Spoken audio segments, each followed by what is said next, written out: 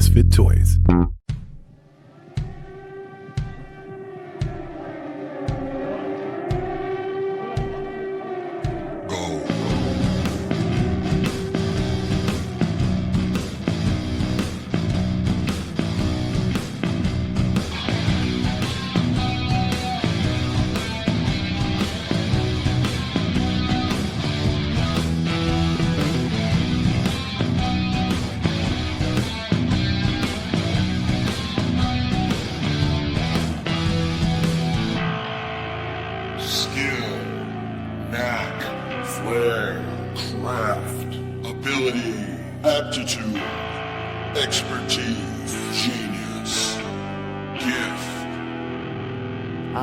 Fucking talent. Hey, what's happening, Mike Schmidt, 40-year-old boy podcast? How are you? How's the world where you are? How are things? What's the weather like? Stick your head outside. Is it still a giant moon? The moon, I'm going to say this to you now, and because again, as we know, nothing is real anymore. Nothing is real. Nothing to get hung about. I see this moon that I'm seeing quite a bit recently, and it's not. This shit used to happen like once a year. There'd be some crazy fucking, wolf moon, blood moon, whatever they called it. And you'd go outside and you could practically see it. I talked about taking photos, I think, on here last week.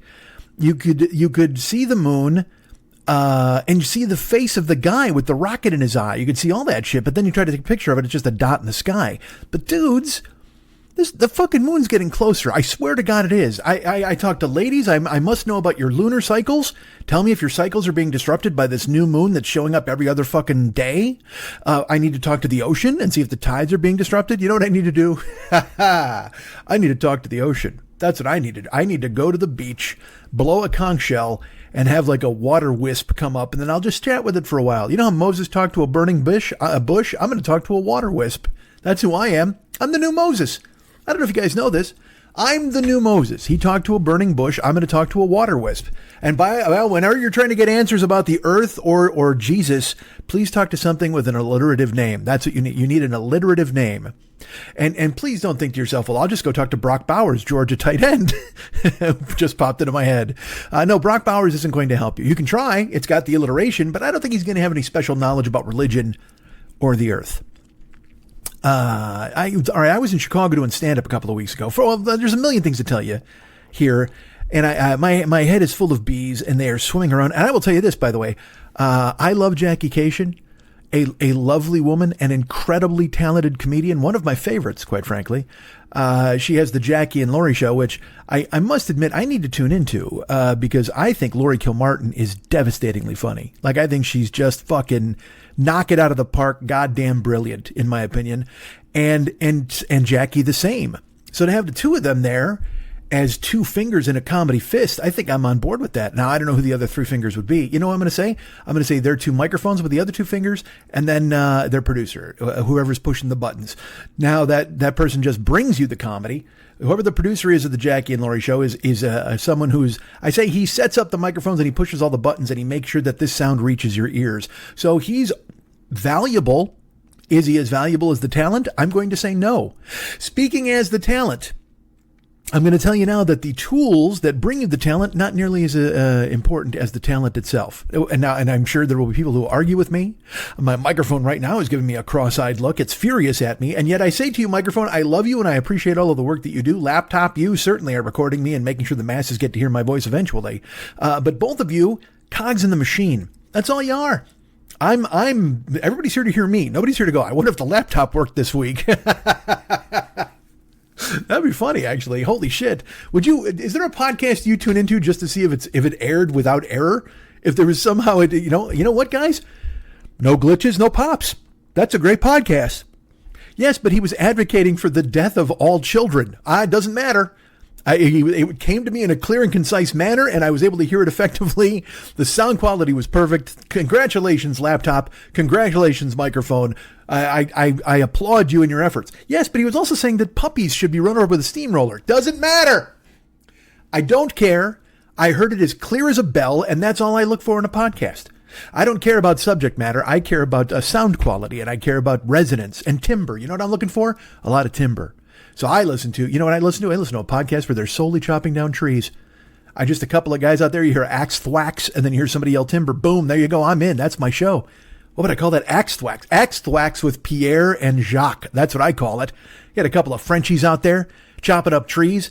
I don't know why I made lumberjacks French, but I had to. You know why? Because I think my brain went axe thwacks with Pierre and Jacques, and then I thought of Alouette for some reason. Axe thwacks made me think of Alouette, and then I thought of the Kids in the Hall sketch where the two dudes they go to the office and they're getting the pelts of the office workers, which is a brilliant fucking sketch. And I think that's what my brain did. Are you wondering about how my brain works? 14 years into the show, there you go. There was a little peek into it.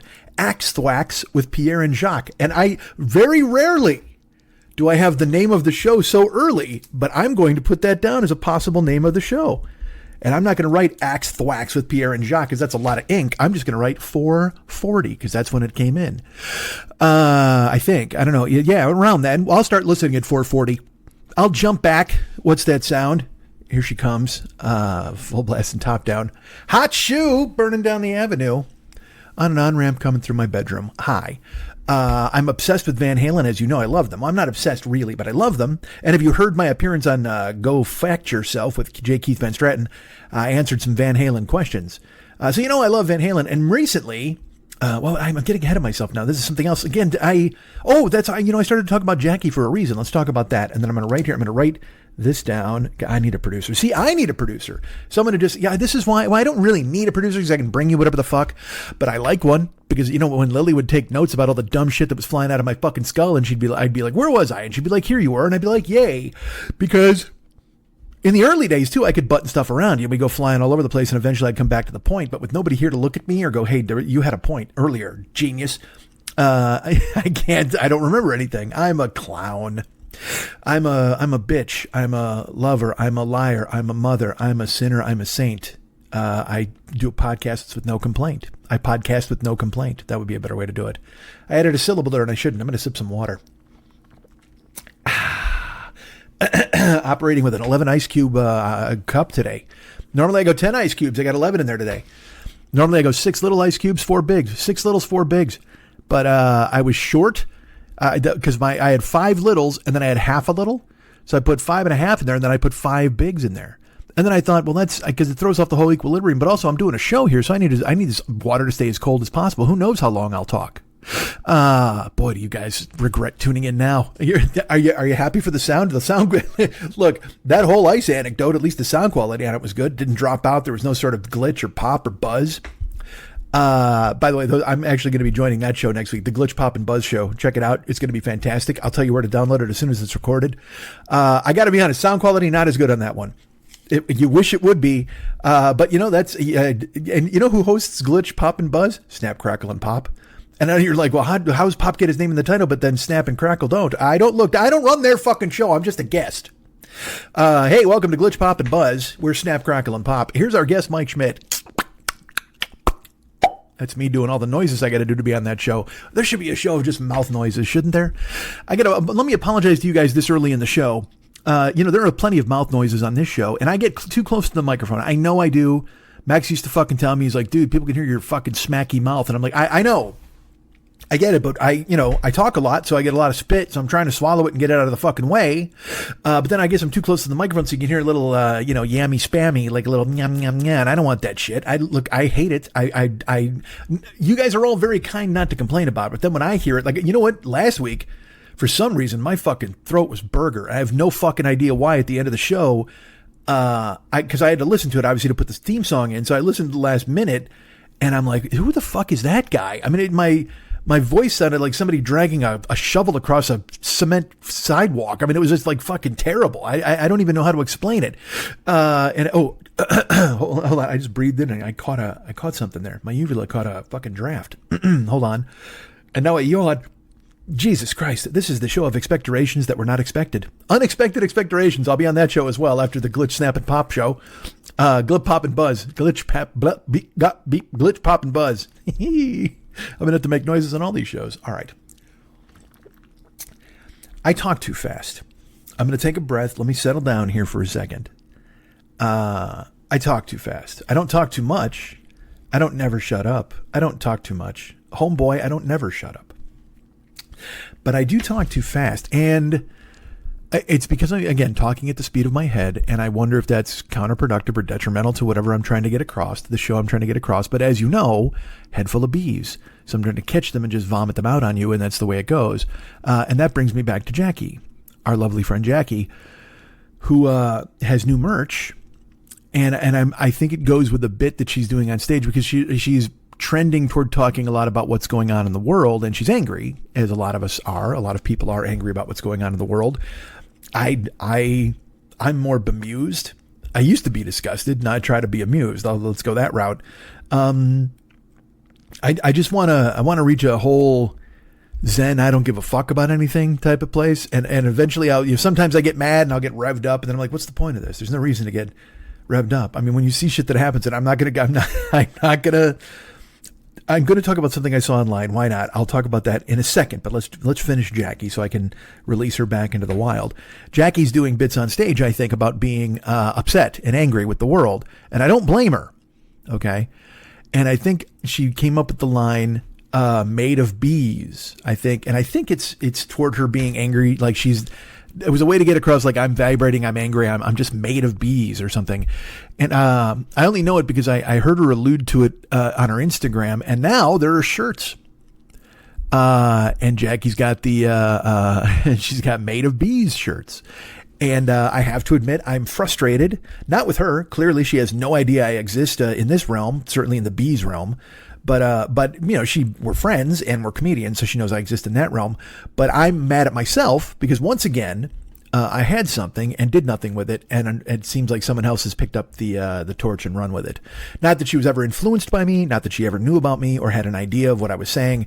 And it was out there for anybody to discover or come up with, I'm sure. But I used to call, I used to say this show Head Full of Bees. Oh man, I got a head full of bees. The bees are, Even Mex has done some amazing, brilliant fucking artwork including the bees. Once I was fucking crucified on a mailbox post. That's one of my favorite ones.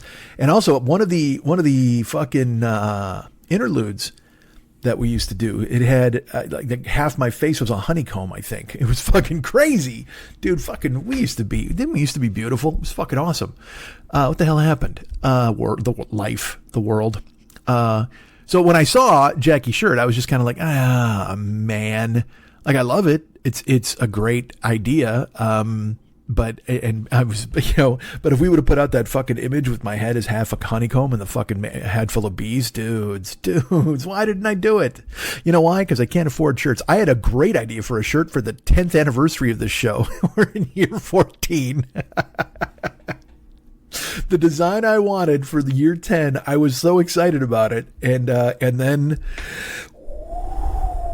because it costs a lot of money to make t-shirts. Not only that, it costs a lot of time to make t-shirts. And also, I got to fucking call people and sit on the phone, and then they mess them up, and I got to yell, and then I got to fucking stay up all night and go to their office early because I don't normally get up at 8 in the fucking morning. And literally by year 2, 3, 4, and 5 to hear the fucking t-shirt saga.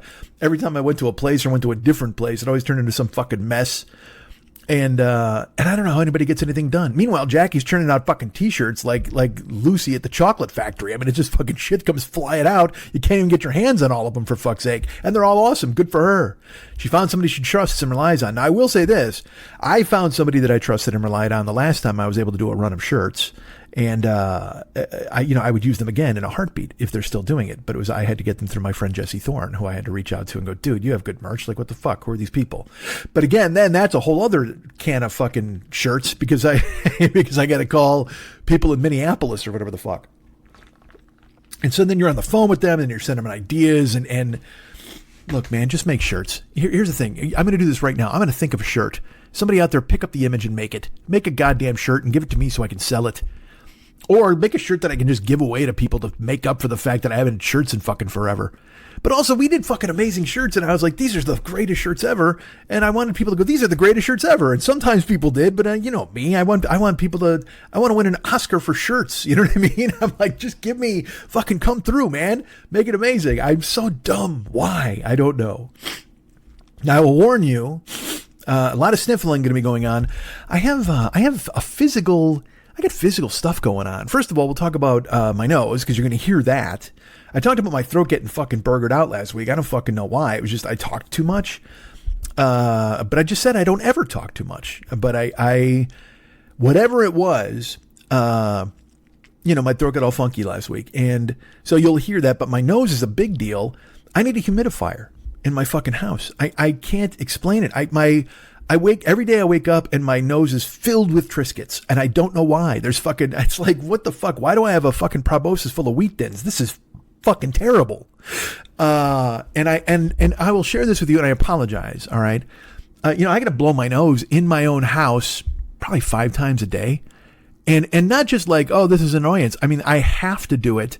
And then like the Kleenex weighs, a third of a pound by the time I'm finished. I don't know what the fuck is going on. I don't know if it's sinus. I don't have any allergies. Don't say that. Nobody's like, oh, you got allergies. No, because my eyes don't water and I'm not affected. Like, it's not like I'm outside and it's happening. But when I wake up in my house, like right away, and I'm going to share this with you and I apologize. I have to tell you this. But again, maybe one of you is medical out there and you can send me a fucking note.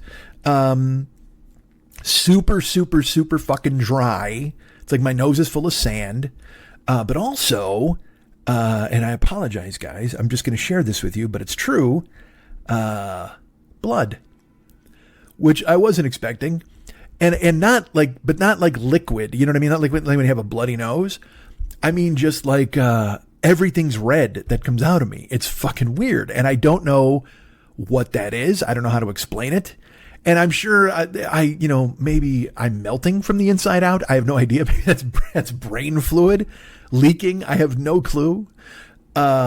It's not like that all day. When I first wake up, it's like that. And then throughout the day, there are still traces and stuff like that, but it's heaviest in the morning. And look, I don't smoke. I don't fucking snort coke. I don't know what the fuck could be happening, but it's weird and it's new. And when you're old, new shit happens and you just in your brain. And again, look, I don't have any health insurance. You know that. I'm a fucking idiot. I'm not a fucking idiot. Be kind to yourself. I've made some mistakes that I need to correct. How about that? Better? And so I don't know. You know what I mean? I can't, there's nobody I can go talk to. I can't, I don't want to go to the free clinic and go, hey, bad news. I'm fucking horking out half a bottle of ketchup every morning. What the fuck's happening? And then he goes, okay, because I'm at the Mexican doctor because that's who has the free clinic. Not a lot of, I don't think there's a lot of, and look, I don't want to cast aspersions on doctors. I'm sure they're lovely. They have the white coats. They do the job. They wear that fucking cylindrical silver thing on their fucking head. Got tongue depressors and put them in your mouth and make you sick because nobody wants dry shit on their tongue. But at the same time, you go to a free clinic, you get what you get. You're sitting next to a guy with a chicken. You know what I mean? You're like, I don't know what the fuck's going to happen here. And you're like, are you bringing the chicken to this guy? Like, is he a vet too? Like, what the fuck? But it's like, no, I just didn't want to leave the chicken in the car. It's hot. I'm like, all right, well, good for you, man. Bring your fucking chicken inside. There's some woman with like 8 children orbiting her like a fucking, like literally fucking Elon Musk satellites around the earth. They're just like, doing terrible things, reading Highlights magazine, but they're not really reading it because they have no idea what English is. It's just, these are nightmarish waiting rooms is what I'm telling you. I like when I gave blood and I sat there and the whole joint smelled of urine forever. And I'm just like, this is fucking awful. Why am I here? And then it turned out they didn't take my blood. And what's funny is like, my blood is like, all right, well, you don't want to give it away. We'll leave through your nose every fucking morning. How about that? So that's the thing. If I go to a free clinic, who the fuck, there's going to be some challenge. And again, I think I would rather die quickly than wait an hour anywhere to see a doctor. Does that sound? And look, is that true? There's some truth in that statement. Certainly, I can't say that it's the truest thing I've ever felt in my life, but it is pretty fucking crazy that how much of an aversion I have to waiting. When I'm Ubering people, I pull up outside their house and I immediately hit the "I've arrived" button. And then they'll be like, be right down. And in my head, I'm like, you motherfucker. I'm so mad at them. I understand I'm there for their convenience or whatever the fuck. And then they changed the waiting time for Uber now. You used to wait 5 minutes and then you could cancel and you got paid a cancellation fee. It's now 7 minutes. And I'm like, you fucking assholes. I mean, I could literally get 2 more rides pinged in 7 minutes. What the fuck am I sitting here waiting? And the worst part is when it happens. It happened to me the other day at like fucking 2:05 in the morning, downtown LA. I'm sitting there waiting for somebody and they're not showing up. I texted them, I've arrived, and I texted hello. And then it's like, they're like, you can call if a rider doesn't show up. I'm not fucking calling anybody. Hello, hi, it's me, your taxi driver. Duh, I'm a failure. Nobody fucking wants to hear that. And also, it's these people it's 2 a.m. So this guy could be lying in a pool of his own sick. I don't know what the fuck's going on with this fucking idiot. All I know is I'm sitting in the car waiting for him and he's not showing up. And all I'm doing is looking at the clock going, please tick. Get the fuck to 7 minutes so I can cancel this motherfucker and go take somebody who's alive. Because if they're waiting that fucking long, because look, it's 2 a.m. Either you found somebody to blow you in an alley or you fainted dead away from sickness. That's the only 2 possibilities. Because they have a little guy when you do the Uber app, you say you're there, and you don't know this. Uber puts a picture of you on my phone. Maybe you don't know this if you don't drive Uber. It'll give me the location of your phone. So I can see where you are. So when I tell you I've arrived, I can see that you're in the building right next to me that I'm parked in front of. And I know you're in there. And whether it's last call and you're finishing your drink, or you're trying to fucking airdrop your fucking number to somebody, or you're finger blasting somebody in a phone booth. I don't know what the fuck's going on. By the way, it's not 1974. Odds of you finger blasting somebody in a phone booth, probably very high. Against. But maybe you're in the ladies' room there and you got a fistful of somebody. Who the fuck knows? All I know is I'm sitting out there like a dork. I'm your ride tonight. I'm just wasting gas. I should have graduated. Boy, you know what? I do those big gulping breaths and there's stuff in my throat, so it keeps hitting me and I can't get a true breath and I don't like it. I don't like what's happening with my fucking head. Let me try to clear it. There we go. Hi. So you'll hear, like right now my nose, again, it's happening. And it's this thing where when if I wind up talking, did it during last week's podcast too, when I was finished, I had to fucking blow my nose in a bath sheet. You know what I mean? It was like, I couldn't even just use Kleenex. I had to get a giant towel and wrap my head in it mummy style and just fucking wail and just peel it off. It was just awful. Peeled it off and it looked like my head was covered in honey. It was like so fucking bad. What happened to that guy? Glazed himself up, blowing his nose in his mummy ball. But now you're going to hear it, and I apologize. And it's one of those things where like, well, Mike, why don't you stop and blow your nose? Well, yeah, I'd love to do that, but then that means I got to edit the fucking show later. I want to one-take Jake this motherfucker. You guys know that. I want to go straight through. And then because there'll always be something with matching the voice, or if I come in on, that thing where, oh, what did I say a second ago? And you got to try to recreate it, and then all the magic is gone. All the spark is right out of the show. And I think I speak for all of us 20 minutes in when I say this. Oh my goodness, this show is full of magic. I'm like, the magic is gone. I mean, not now though. Right now we're reveling in the magic. We're frolicking in a meadow. Just me and you and Finn and whatever the dog's name was and Princess Bubblegum. Is that her name? I forget. God, I loved Adventure Time. So much so I remember nobody's name. You know who? I remember Finn, clearly. You know who I loved on Adventure Time though? You know who's BMO. God damn. And Gunther the Penguin and the King. I loved that. And who was the vampire chick? I don't remember. But I was there. I went through. There was a year where I watched it pretty intensely. Like I just watched it all the fucking time. Binged it and then watched old ones. Making pancakes. All right, I'm a weirdo. But BMO is my favorite. One time BMO got left home alone. And BMO was on the sink taking pictures. Oh, dude, BMO is so cute. I love BMO. Why did I bring up Adventure Time? Nobody knows. You know why? Because when I was at David's, we were talking about stuff like that, about Aqua Teen, and I asked him, I was like, "Have you ever watched Gumball?"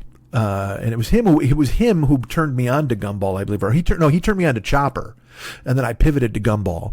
And I have a friend, one of my guys I play poker with. He was one of the writers on Regular Show, which is literally just fucking stoner's delight. It's crazy to watch.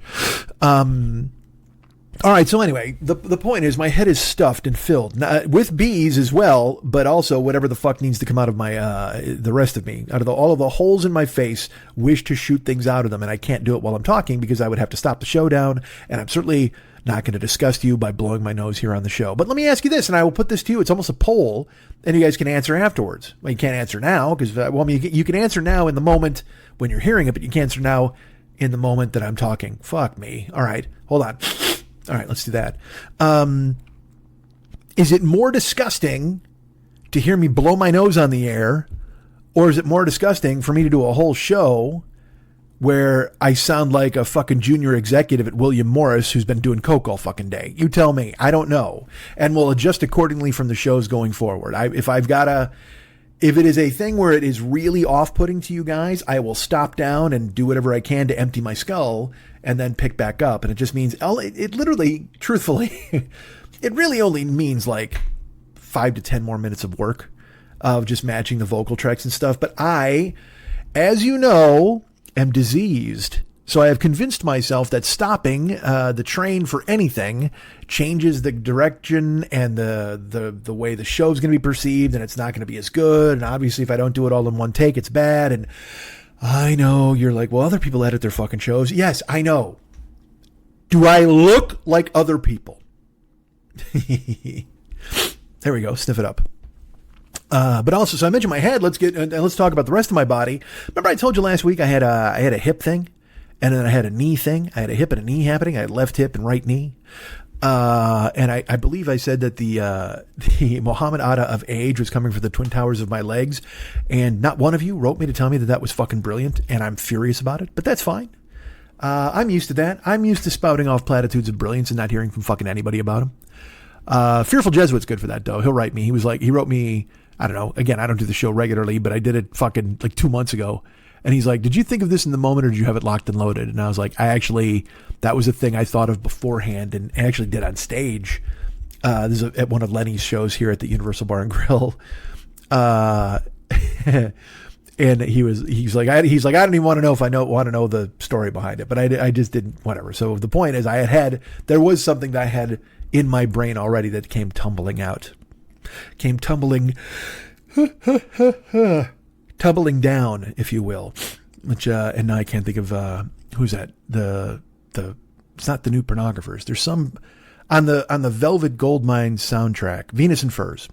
I don't know why I thought that was New Pornographers, but Venus and Furs did the song Tumbling Down. And it's, boy, it's so great. Now I want to sing it, but I can't do the guy's voice. It's so amazing. All right.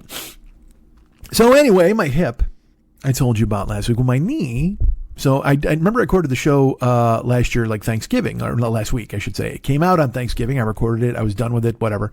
And sure enough, I went over to my brother's house for Thanksgiving last week, and my knee was really, it was annoying me. Like, it was annoyingly not going away. Like, when I would walk, I would feel it. And I was like, what the fuck is going on? And I had to park at his house. You got to park on the street. So I had to park about a block and a half away. And so I'm walking to his house. And as I'm walking, it's getting, with every step, it's actually kind of getting a fraction worse.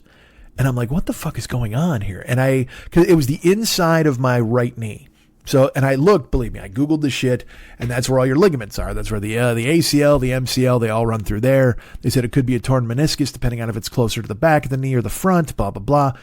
Whatever. And again, no medical insurance. I can't go in and sit next to a guy who rode a burro to see the fucking doctor. You know, so I'm just like, well, my medical insurance is, hey, let's hope this goes away. Wouldn't that be great if somehow this went away?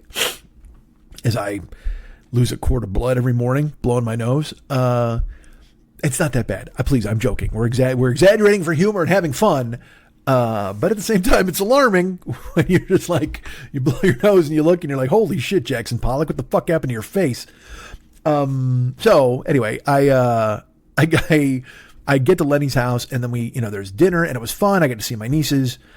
And it's funny, they are, they're 20 and 19 now, or 22 and 19 now, I think.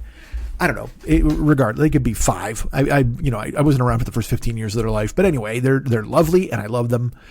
I think I told you last week, I really wanted to spend every moment. So I got to their house at like 12:30, which was great.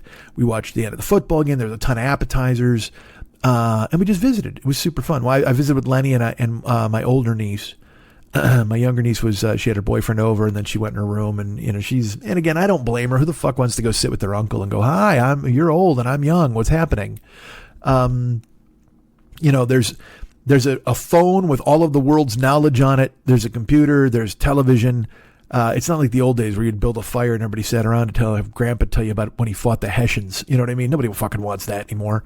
So it's fine. Go in your rooms. That's totally cool. I'm going to sit here and eat fucking cream cheese filled celery and watch football, which I did. And we had a good time. And I was sitting in Lenny's recliner, and then it came time for dinner, and I went to go to the table, and my leg, now it was radiating pain. Now when I stood on it and I put weight on my right leg, now it hurt. And I think I told you last week, there's a difference between being hurt and being injured. Hurt is just pain and you can get through it. But now I was starting to think maybe I'm injured in a way that I'm going to have somebody look at. Like, I don't know. And I kept trying to think what I had done to my leg. Because the worst case scenario would be just, you know what, it's time. You're old and you've used it a lot and you've abused it by having a lot of weight on your fucking carcass. And now your knee just kind of gave up the ghost. And I was like, holy fuck, that would be a complete drag. I don't want that to be the case, right? So I typed it out, but it was, and I will tell you this, I'm not a baby. You know what I mean? If I'm in pain or I got pain happening, it's not like I'm like, geez. I'm not one of those fucking idiots. And if you are that person, that's fine. And also, let me rephrase that. You're not a fucking idiot if you do that. Okay. If you have somebody in your life who is close to you and loves you, and you want to let them know that you are hurting, and they will show compassion and empathy and comfort you and help you, and they don't have to nurse you back to health, but they will take care of you and go, aw, then it's okay to go, oh man, my knee is fucked. Like, I don't know what's happening to my knee. It really hurts. And if someone will take your head in their arms and put it to their bosom and stroke your hair and go, I'm sorry. What can we do? Let's take some aspirin. Let's put a wrap on it or something. Then by all means, let someone know that you're hurting and in pain. But if you don't have that person, if you're a single man or a single woman and or you're at family's house. Again, my brother loves me, but if I was like, hey man, my knee's jacked, he'd be like, oh, what a drag. You know what I mean? He might say, hey, you want some Tylenol? That would be the extent of it. So there's no point in telling him, and there's certainly no point in telling my nieces, hey, your old man's legs are breaking down. Has anybody got a rolly chair I can sit in? You know what I mean? It's fucked. So there's no point in just exposing anybody to the fact that you're fucking hurt, because it's not going to fix anything. Nothing's going to get changed. And that leads to the culture of, you know what, man, suck it up. Bootstraps, grit your fucking teeth and get through it. And if you don't have a health insurance and you don't have a significant other or someone in your life who will say to you, oh man, I'm sorry to hear that. Let's take care of it. Then there's no point in verbalizing it or vocalizing it, because all you're doing is dragging everybody down into the morass with you. And though you may think that might feel good in the moment, it's not going to feel good.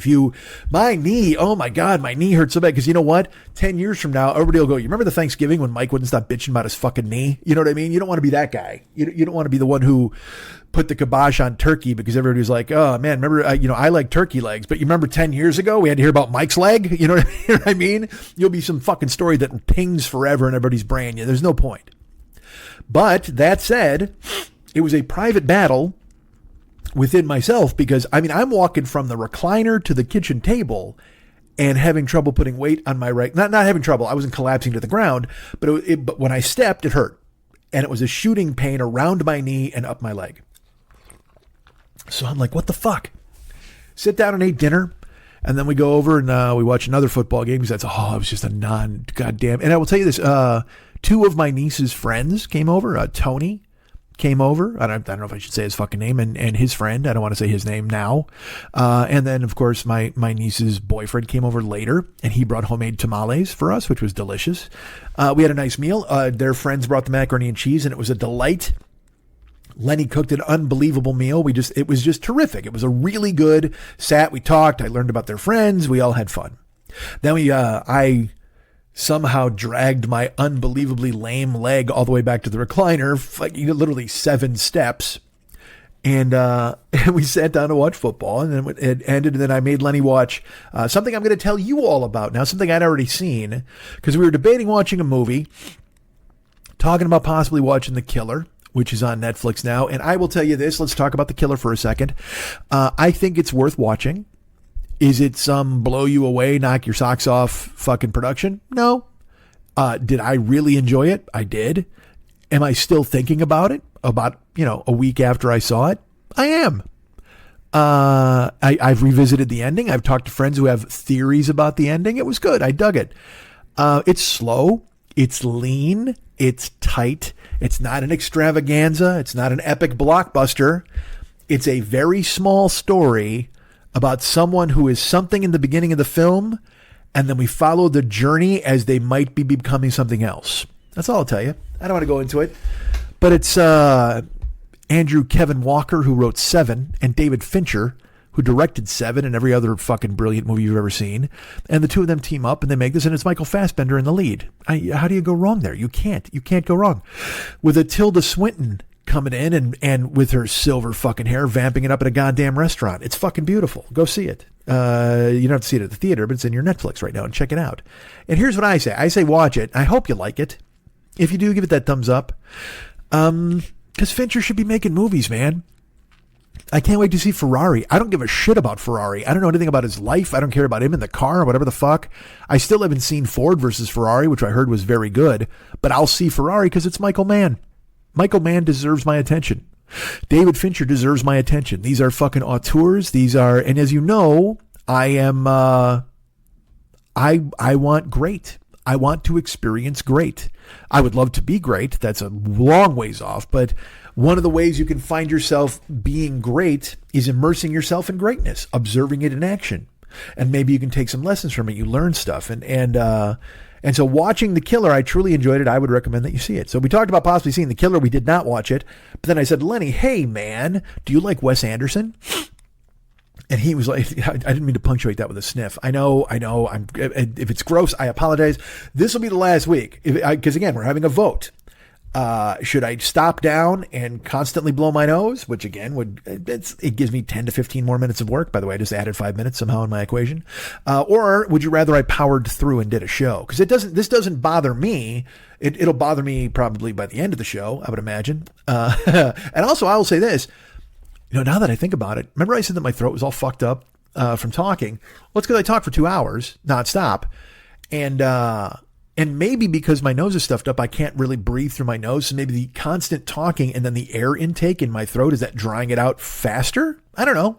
So maybe if I had a clear nasal passage, if there was a way to do that, if I had some Dristan, what if I put in some Dristan? Would you guys want to hear it? What if I did that? Oh, some, what's that called? Afrin? What if I sprayed some Afrin into my face? What if I did that right on camera here? I'm not being filmed, on microphone. Would you, well, let's pivot. Should this become an Afrin show or a Dristan? That's another poll we're doing. We're doing a poll. Should I stop down and blow my nose, or should I just power through? Secondly, should I just put Dristan right into my face on the air, or should I put Afrin into my face on the air? Or should I stop down, blow my nose, and then put some Afrin in my face? The choices are endless, folks. Honestly, at this point, 14 years in, this is what it's come to. Should Mike do something to his nose? That's where we're at. We're not pondering the larger questions of the universe, because fuck the universe and fuck the world, and who cares, right? Who fucking cares? Oh, I was going to tell you about the thing I saw online. All right, let me write this down real quick so I don't remember this. See, look at me, goddammit. All right, sorry about the sniffing. So now we got a Dristan Afrin battle going on. We got to blow your nose and stop down, and make more work for yourself, or power through. Listen, guys, never say that this show is not pro-choice, because I'm laying them out for you right there. All your choices are in front of you. It depends on which ones you guys want to finger, which ones you want to go ahead and say, yeah, I want this. I'm a Dristan man. Really? Well, I'm an Afrin lady. And then the two of you can have an argument. Look at me. I'm setting it on fire. I got people talking back and forth. You can have your provocative political shows where they're like, what's going on in the Gaza Strip? And I say, fuck all that. Dristan Afrin. Let's fucking go. Bare fucking knuckle, put your hands up and scrap. Let's see how let's have a goddamn rowdy down. Let's do it. Let's have a rangamadang over Dristan and Afrin. Blow your nose or finish the show. Let's fucking go. Let's just throw, guys. Let's get a Thai plum and just throw knees into somebody's face to get your point across. Let's fucking do it, man. Punch somebody right in the goddamn Adam's apple. Or if it's a lady, punch her directly in the breastbone. That's what I advocate if I were to do that sort of thing. If I was the killer, if I was trying to figure out a way to handle things, you try to look for these. Oh, boy, you know what really hurts? I might have talked about this before. We used to do it when we were in school. We did this dumb thing when we were in fucking 6th grade. There's a guy named Jim Rooks. Letty hung out with Jim Rooks all the time. And there was a thing called a bizit and a thing called a biao and a thing called a tui. And I know for sure I have talked about them on this show. A bizit was you would grab somebody, you would come up behind somebody and you'd put your hand on their forehead and you would pull slowly back across their hairline in the top of their head and go bizit. And it sucks. It's not pleasant. You try to keep your balance too, but if you keep your balance, then you get this fucking, it's almost like a flat-handed noogie. It's an area noogie. Noogies are concentrated. They hit you right in one spot. This is an area noogie. It pulls your hair and everything. It's so fucking annoying and terrible. And when you're in 6th grade, man, it just sucks. But you know what? It was part of the deal. You had to do it. Jim Rooks and that crew, all of us, we were on board. And then there was the biao. So the bizit is you would grab somebody you'd slap them hard on the head and then you'd pull it and go bizit, pull it back. But then a biao was fast.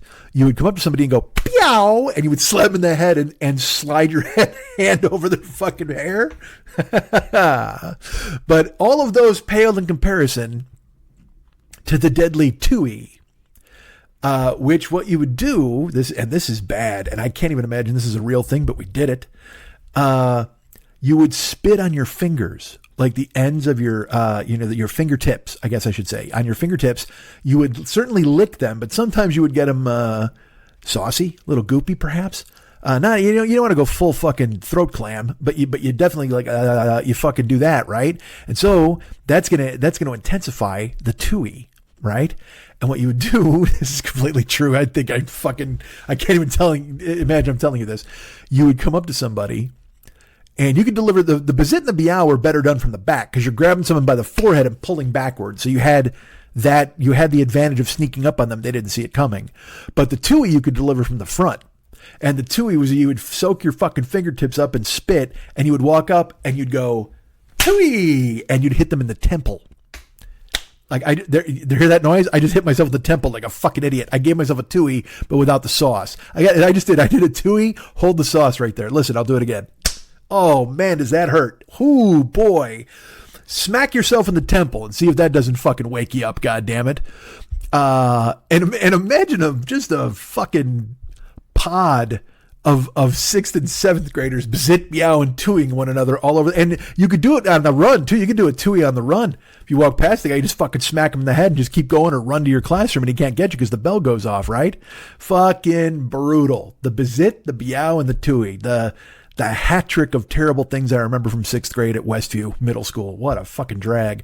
But there was another thing I was going to tell you about though. That what was I saying? Before I get into there was the physical pain, the bizip, the yow, and the two. I forget. See, this is why we need a producer, someone who could pivot me across. Oh, we had the Dristat and the Afrin. I said square up, throw elbows. The bizit, the biao, the tui. I don't even remember what the fuck it was. God damn it, I'm completely lost. We're in the weeds. We're in the fucking weeds on this, man. Nothing I can do about it. It'll come to me, I'm sure, at some point. So I'm at Lenny's house, right, at Thanksgiving, and my leg is fucking killing me. God, no, I'm furious. You know what? I might stop down. Should I stop down and blow my nose and then go back and listen to what the fuck? What I missed? No, because see, that's even older. That's even more of an old man thing to do. I gotta go review the notes of this meeting so I can do my joke I wanted to do. God damn it, I'm furious at myself right now. I wrote down Van Halen. I don't even know what the fuck that was about. Why did I write Van Halen down? Oh, I know why. Never mind. Hold on. I'll put 2 other letters that'll remind me what to talk about with Van Halen. God damn it. See, this is what happens, folks. And you're like, Mike, why don't you put out a show every week? And I'm like, I should, just to catch up on all this bullshit. But then we've gone however long we've gone now. I haven't talked about one fucking thing that of import to anybody at this point. Goddamn sniffing. I'm sorry. So the bizit, the biao, and the tui came up. Jim Ruggs, but there was some other fucking thing. Who the fuck knows? Because I always see, it's funny to me when I see kids do like slug bug red, and they punch a guy in the arm, and I'm like, oh, how quaint. I was literally an inch and a half away from blindness every time I walked down the Westview fucking hallway, waiting to get tuied by some fucking psychopath under the watchful eye of Mr. Halderson, our social studies teacher, or Mr. Hill, my English teacher, or Mr. Nellis, my gym teacher. I think this is all in my brain because the day after Thanksgiving, we went to our buddy Larry's house. And I told you I was going to see Larry Swick, who is, he literally slapped a girl with a glove when he broke up with her and gave her a pink slip. And I know people are like, what the fuck? That's terrible. And I'm like, yeah, it is. It was fucking terrible. There's no doubt. But this is 1977. So, you know what? Get a time machine and go back and beat him up. Whatever you fucking want to do. Frank Machuda him against the fence and just fucking tune him up like Frank did. Go ahead. So, maybe that's why all this shit's in my brain. But whatever. So this show is about nothing. I guess that's the point I was trying to make, is that there's no other shows can sit there and debate what the fuck is happening in the world. And I'm going to tell you about a guy with a donkey at a fucking doctor's office. And this truly happened today. I went on Twitter and, I was talking about Thanksgiving and my fucking leg, right? Oh, hold on. The killer. And then I was, there you go. So I was at Thanksgiving. We sat down and we were talking about what we were going to watch. Oh, and I said to Lenny, do you like Wes Anderson? I remember that part of it now. I had to ask Lenny if he likes Wes Anderson. So we'll pivot to this now. We'll talk about this. I had to ask Lenny if he likes Wes Anderson. Because look, some people don't. I get it. Some people are like, I can't stand that motherfucker. It's so stylized, formalized, whatever the fuck you want to call it. Because again, Fincher's got his style. Michael Mann's got his style. Wes Anderson has a style. And I don't know if you saw Asteroid City. Did you see Asteroid City over the summer? Did I talk about it at all? Because I saw it and I loved it. And I think Scarlett Johansson was fucking fantastic in it. Now, was she also very naked? She was. Was it only for 1 second? It was. But at the same fucking time, beauty like that will strike you in a second. It's like lightning. You won't forget it. If you get hit by lightning, that takes a second. You never forget it the rest of your fucking life. You see a fucking full frontal Scarlett Johansson in Asteroid City and you're like, boom, how you doing, motherfucker? You never forget it. To the point where I don't even remember if it was full frontal at this point. I'm groggy. She might not have even been naked. I don't even think she's in the movie. My brain has been erased. That's another Wes Anderson. At the end of the movie, he does a fucking Men in Black thing. Comes out ka-chunk, and then you don't remember a fucking thing. You know why? Because then when you see the next Wes Anderson movie, you forget that he does movies like that, children's fables. You know what I mean? He's like, all right, I got to erase your brain so I can keep getting away with this shit. Shit that I love, by the way. I'm on board. I did a whole show on here once about Moonrise Kingdom because I saw it in the theater and I was like, all of his movies, they're just a sigh. You're just wistful. You just see him and you're like, it's comforting. Like you love it. For me, again, like I said, there are people like, and this is weird coming from me, right? Because usually I like movies where guys are getting, there's a lot of fucking ballet-ic violence and guys are getting fucking roped and murdered and fighting and a lot of anger and rage. And you know me, I don't like gentle. I don't like gentility. I just don't. It's off-putting to me, and that speaks. And that's about me and my upbringing or whatever the fuck. When I see an excessively gentle or weak character in a movie. Right there, you see, I equate gentleness with weakness. And so when I watch it, it's incredibly off-putting to me. So to see these Wes Anderson movies that are just they're just made of cotton candy and butterflies, and they're beautiful. They're just beautiful to watch. Now, I haven't seen all of them, but I've seen Rushmore, and I love it. I've seen the Tenenbaums, and I fucking love it. I enjoyed The Life Aquatic with Steve Zissou. It's not as good as the others for me. I saw Darjeeling Limited, and I liked that, but I did not see Grand Budapest. Then it's funny, whenever I tell people what I've seen, then everybody goes, I'll say I didn't see Grand Budapest. They'll go, that's the best one. I can't believe you haven't seen that one. You've got to see Grand Budapest, which I don't doubt. I've also never seen Fantastic Mr. Fox. My ex-wife saw it, and it was when she came home, she had that same feeling. I know she floated in the door and she's like, it's so good. It's so good. And that's how I feel about Wes Anderson and his style of filmmaking. I see it as a magic trick, a conjuring, a miracle. I love what he does. I love the way he thinks and his brain works and the way he stages things. Just lovely. And so I've not seen Grand Budapest, and I know everybody says it's fucking fantastic. But Moonrise Kingdom, when I saw it in the theater, I was just like, God damn it. It's like the most comfortable bed you've ever slept in. You just love it. It makes you feel, I don't care how old you are, and I don't care what the subject matter is. If you watch a Wes Anderson movie, you feel like a child. You just do, but not a child like where everything's big and scary and you don't know what's going to happen. You feel like a child who's doing his favorite thing. A child who's in the yard, like Moonrise Kingdom, a child who's in the yard who's playing with his action figures or whatever, or playing hide and seek, and just that it brings you the full promise of whatever life will have to bring to you in the future. You feel it. You feel hopefulness. I do. I mean, you don't. Maybe you don't. But when I see Wes Anderson movies, I am filled with the childlike wonder and hope that I had before everything happened. And look, there's a million people who got it worse than me. I recognize this. I laughed because this is true. As I get older, you start to marinate on things a little differently. Like this happened the other day. I took a bottle of water out of the fridge. Now, I drink water all day at my house, but I stopped drinking bottled water because I stopped driving Uber and I stopped going to the gym. And I was like, why am I wasting money on bottled water? I can just drink fucking tap water with, again, my 11 cubes of ice, whatever I got to do, because I have big gulp cups and I drink water all fucking day. I drink, 6 of those a fucking day. I pound them down. But now I'm back in the gym. Happy about it, excited. Like I said, down 38 pounds. Well, I'm down, since I went back to the gym, I'm down 38, but I'm down, what is it? Let's see, it was 393, 335. So we're down almost 60 pounds from where I was at the pandemic at the worst time. You know what I mean? So I'm happy about that, doing that. And back Ubering. So I bring a cooler. When I go to the gym, I just grab bottles of water because it's easier if I'm working out. And when I'm Ubering, I fill a cooler. So I don't have to fucking stop. And I'm not spending money all night. I'm not buying, soda or attempting to do any of that shit, right? So back with the bottled water, and I was in my house, and I was like, well, I don't want to. I was stepping out, and I didn't want to. I was like, well, I'll drink some water. I'm like, well, just grab a bottle of water for to run up to the store. And I grabbed the water, and I got in my car. And I don't know how to explain it, but when I sat in my car, I had the water, I put it down, I started the car, and I picked up a bottle of water, and I cracked the top and made that noise. And I felt this overwhelming gratitude that I have the privilege of grabbing a bottle of water to go and bringing it out to my car.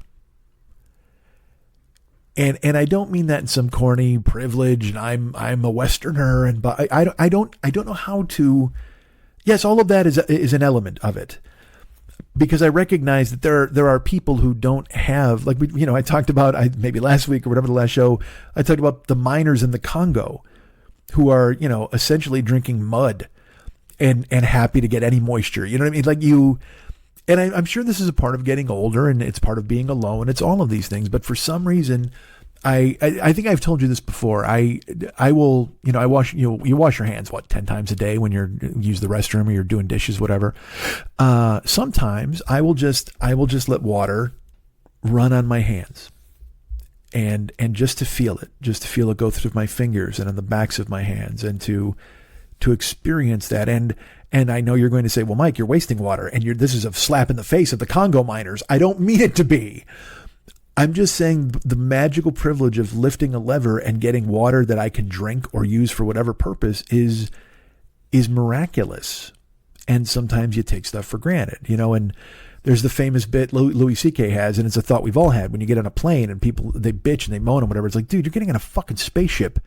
You're going to be in Atlanta in 3 hours. How the fuck are you bitching about fucking anything at this point? And those thoughts land heavy and hard on your chest and your psyche, when you really think about it. It's like sometimes I go to the restaurant and they'll be like, you want sparkling water or tap water? Well, I just want tap water. I don't care for sparkling water.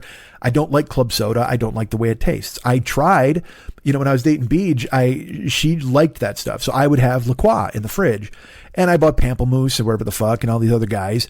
And I had them. So I still have some in there. Cause again, I haven't seen her in 2 years or whatever. And I don't drink that shit, but I was like, I'll leave it in the fridge in case anybody else does. Well, I haven't had a lot of house guests, you know what I mean? So I was going to bring to Lenny's. He's like, we don't drink that shit either. So I'm like, all right. So there was a pineapple La Croix in my fridge, and I'm like, oh, I'll drink this. And I'm sure, look, it's an old hack cliche bit. We've all done it. Everybody said it now. I'm going to say it again.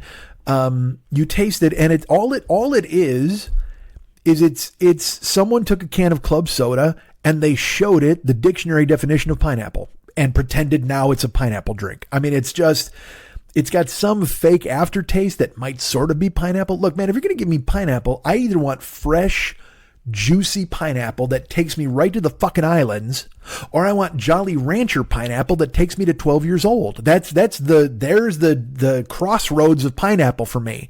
Nobody wants a hint of pineapple. Ooh, boy, that tastes like gasoline with a hint of pineapple. I don't care for sparkling water because also I don't drink beer and also I can make, like, when I drank the fucking fake pineapple La Croix, it tastes like some bad IPA to me because it's just carbonated nastiness with a possible fruit visitor. You know what I mean? I don't fucking want that. Oh, possible fruit visitor. Is that the name? Hold on. Let's put it here. We'll see how that stacks up with whatever it is at 4 minutes. I don't even remember what it was. Possible fruit visitor. I have to write that down because I can't write a time code. So that shit's fucking gross, right? So I tried it and I'm just like, ugh, terrible. And also, look, I recognize the immense privilege of having a nation that sells water to people in that way. You know what I mean? Hey, we got so much fucking water, we put fake fruit in it. You know what I mean? We got so much fucking water, we walk past the fruit stand and trick people into thinking they're tasting dragon fruit. I mean, that shit's fucking crazy to me, but we do it. But if I'm washing my hands, because then that'll really set me off because I've done this. And again, these are the thoughts of an old man. Please understand that I know this. But I'll have the water on my hands and I'll look at my hands and I'll realize I've had my hands my entire life. And then I think of all of the things I've loved that my hands have touched. And I think of all of the people that were special to me that my hands have touched. And no matter how many times I wash them, no matter how many times I can let the water run over them, the essence of love, the essence of caring, the essence of things that are important to me will stay on these hands that I've used and have faithfully served me my entire life. And it's a sobering thought, but one I revel in, one I truly enjoy. And it's funny, I only do that with my hands. It's not like I'm, hey, this nose has been fucking amazing. I haven't been that guy. But your hands are so utilitarian. Your hands are in use constantly, whether I've used them to pick up things that I kept forever, or I used it to touch things that I lost forever, or whether I used them to gather up the things of the person I've lost forever and send them away or throw them out. They've been used in every important event in my life. My hands have been a part of it. And it's I'm sure that's as silly as me putting the same cap on the same bottle because they're friends.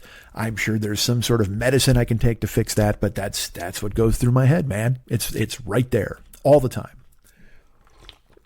And I had that same thought with the water the other day. I took a bottle of water to my car, sat in the car, and just that noise, the little plastic snap when you take the lid off the old crystal geyser, and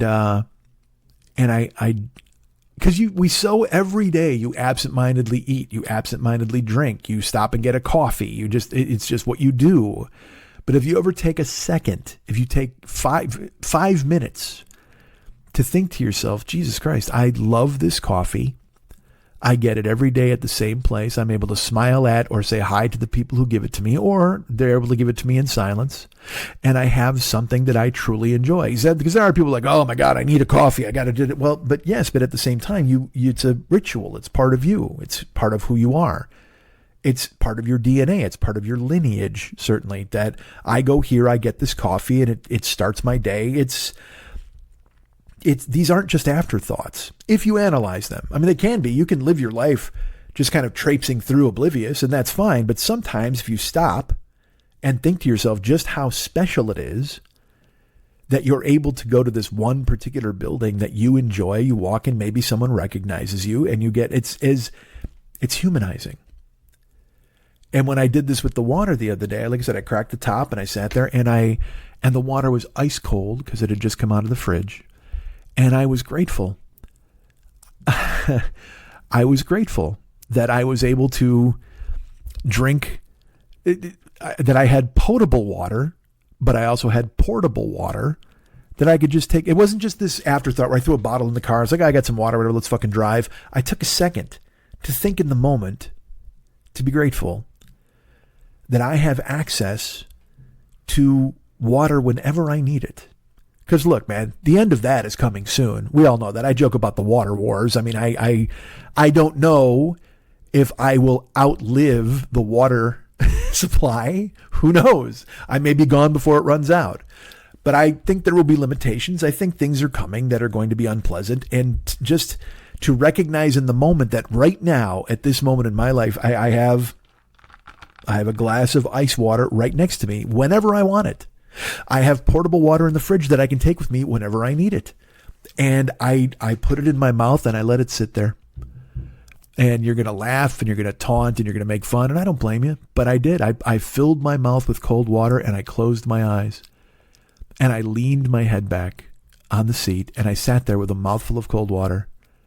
And then I just kind of opened my throat and slowly swallowed it down and let it, because the inside of your mouth is always warm, you know. So I let it cool the inside of my mouth and then I let it be cold all the way down my throat. I felt it. And I kind of exhaled and I took another mouthful and I sat there and I took a minute. I took a minute in my car to take 2 mouthfuls of water just to recognize that I had the privilege to do so. I mean, again, and then if you can extrapolate that, I'm getting in a car to go to a gym to pay a guy to watch me lift weights and help me out. And I mean, it's like everything can be looked upon as some sort of miracle. Everything can be looked upon as some sort of privilege when you live in the society or you live the way that we do.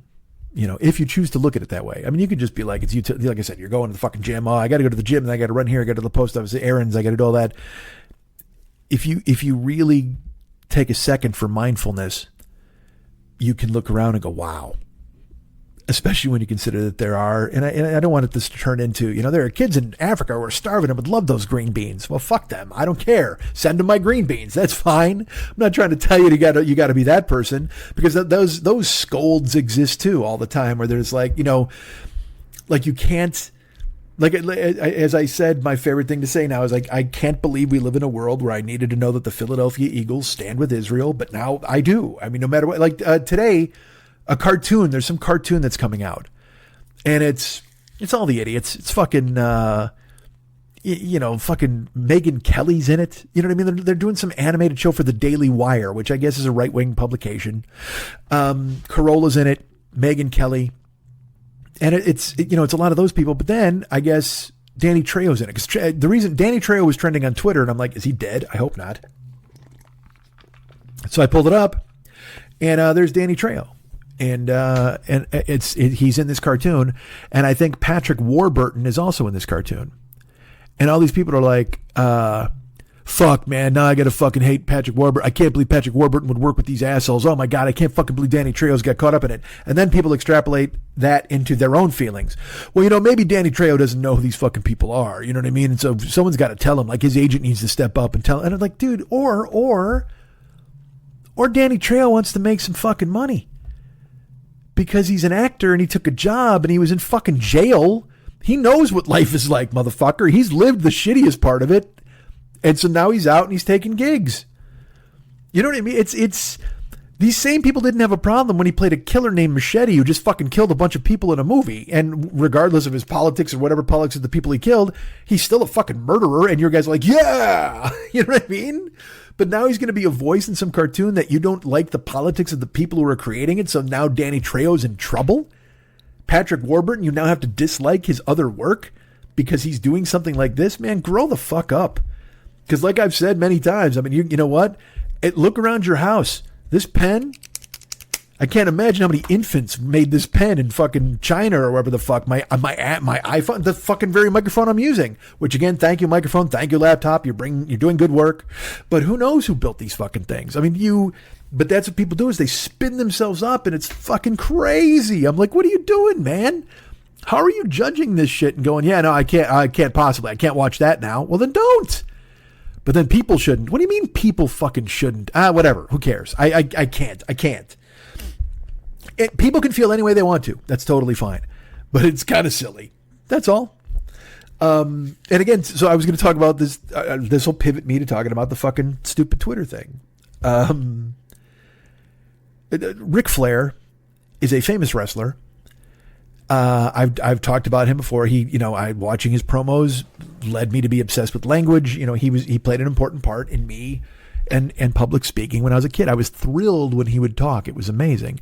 I loved wrestling because promos were incredible and the guys were super great at it. I loved to watch them, and he was one of them. He was he was the gold standard until Steve Austin and The Rock came along. You know what I mean? And then CM Punk and guys like that. So now Ric Flair is a terrible old man. I mean, he just is. He's like 75.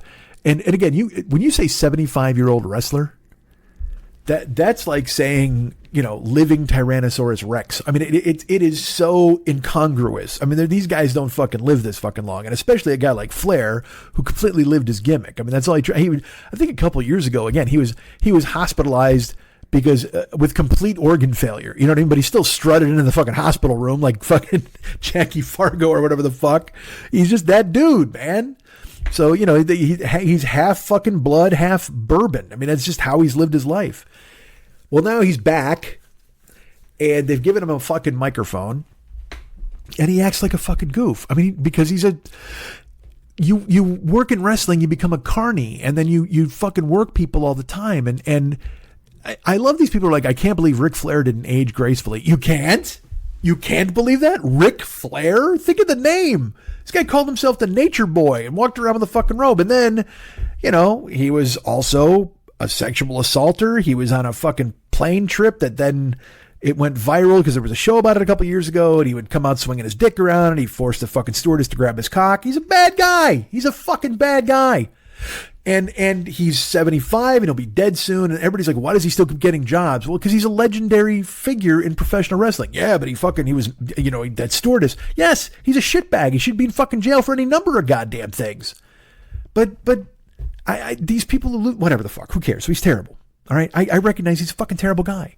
And also, even worse than that, he's 75 and he looks every second of it, plus 20 years. But he still dresses, you know what I mean? Like he's a playboy. Like he's the kiss-stealing, wheeling-dealing, jet-flying son of a gun. You know what I mean? He just thinks he's that guy. And his mouth doesn't work because he's all old. His mouth is all mushy. It's just fucking, he is a shell of his former self, but still a legendary wrestling figure. Well, now he's back. And, there's two things that happened today. One, he did a promo at a live event the other day, and he talked about inviting 18-year-old girls to his hotel room and letting them ride Space Mountain, which is, you can imagine what that means. And all these people are furious, and it's embarrassing the company, and they want him fired. And I'm just like, or you could recognize that this is an 80-year-old fucking psychopath who's going to be dead soon, and quit trying to legislate what people say in the context of entertainment. You can vote with your fucking remote and not watch it, probably.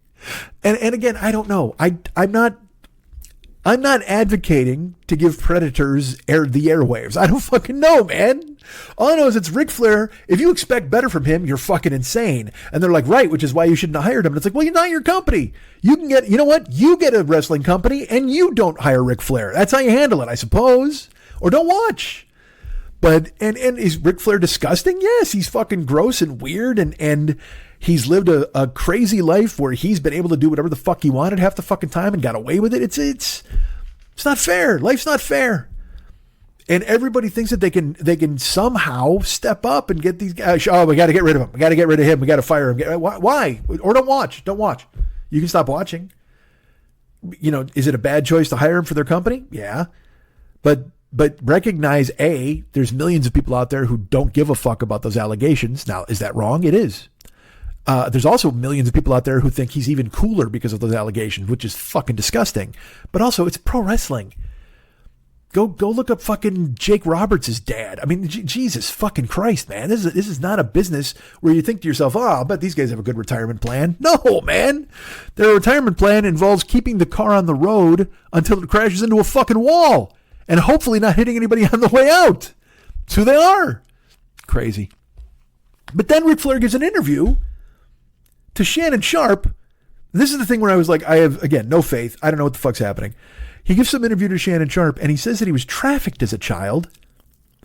And he was, and again, please know, I just skimmed this. I'm just alluding to what I read. But Ric Flair, I did not watch the clip. I just saw the someone rehashing the clip, and they're like, hey, Ric Flair says that he was trafficked as a kid. He never knew his real parents, and he was given to some other people or whatever the fuck. And so people are, whatever the fuck, you know how it is. That's just like throwing chum in the water, and the shark shows up. Everybody goes crazy because all the trafficking idiots come out, and all the QAnon people come out, and whatever the fuck. So some guy retweets it, and this is what I saw, and he's like, this is true. This is something that happens a lot and is never commonly talked about, especially in the Deep South. They would take babies from their poor parents, and like Jewish people would buy them, and they would change their name, or other people, Christians, would buy. And I'm like, and I mean, this guy meant it. He wasn't being crazy or making a joke. This guy truly was like, yeah, there's a whole trafficking enterprise in the South where the like rich Jewish families will buy babies and change the name and raise them. And I'm just like, and I'm not joking. Look, I just started fucking laughing. Like, I mean, in my own house by myself, I read that and I was like, come on. And even out loud, I just went, well, maybe, I don't know. Because at the same time, I don't know if that's true. But I also don't know if it's not true. And because also at this point, I don't know if anything's true. I got no fucking clue. I don't know if this is, I mean, you know, I'm being shown videos that are supposed to be today, and it turns out it was Syria 10 years ago. And you're looking at all this shit. You know, I feel like fucking, and it's funny. I'm going to use my example and tell you I know where it's from, but I feel like Axl Rose in the Welcome to the Jungle video, where they basically strack him up like Clockwork Orange style with his eyes pried open, and he's watching a million fucking TVs of violence and just taking it all in and not knowing what the fuck to do. Just this weird, crazy overload of death buffet, whatever the fuck they're serving on the screens that day. And you don't know. I don't know if this is true. I don't know if this is true. I don't know if that's true. I don't know. You can't, because again, I'm at the point, I don't fucking believe anything online. Anything. I don't. If I will not believe it, I just refuse. There was, again, the same thing happened yesterday. There was some report, and again, there's so many of them. It doesn't even make sense to point at them. But again, it was something that was debunked in an hour.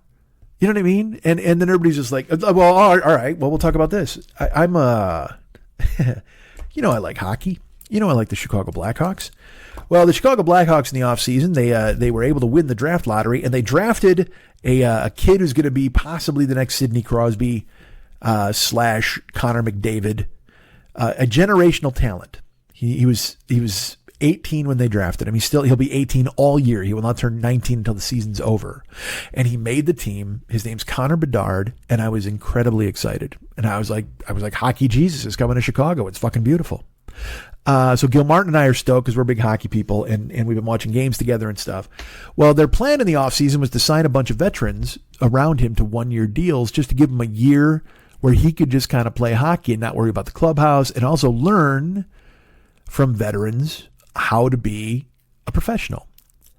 And hockey is big on that. They want, you know, there's all sorts of fucking weird rules.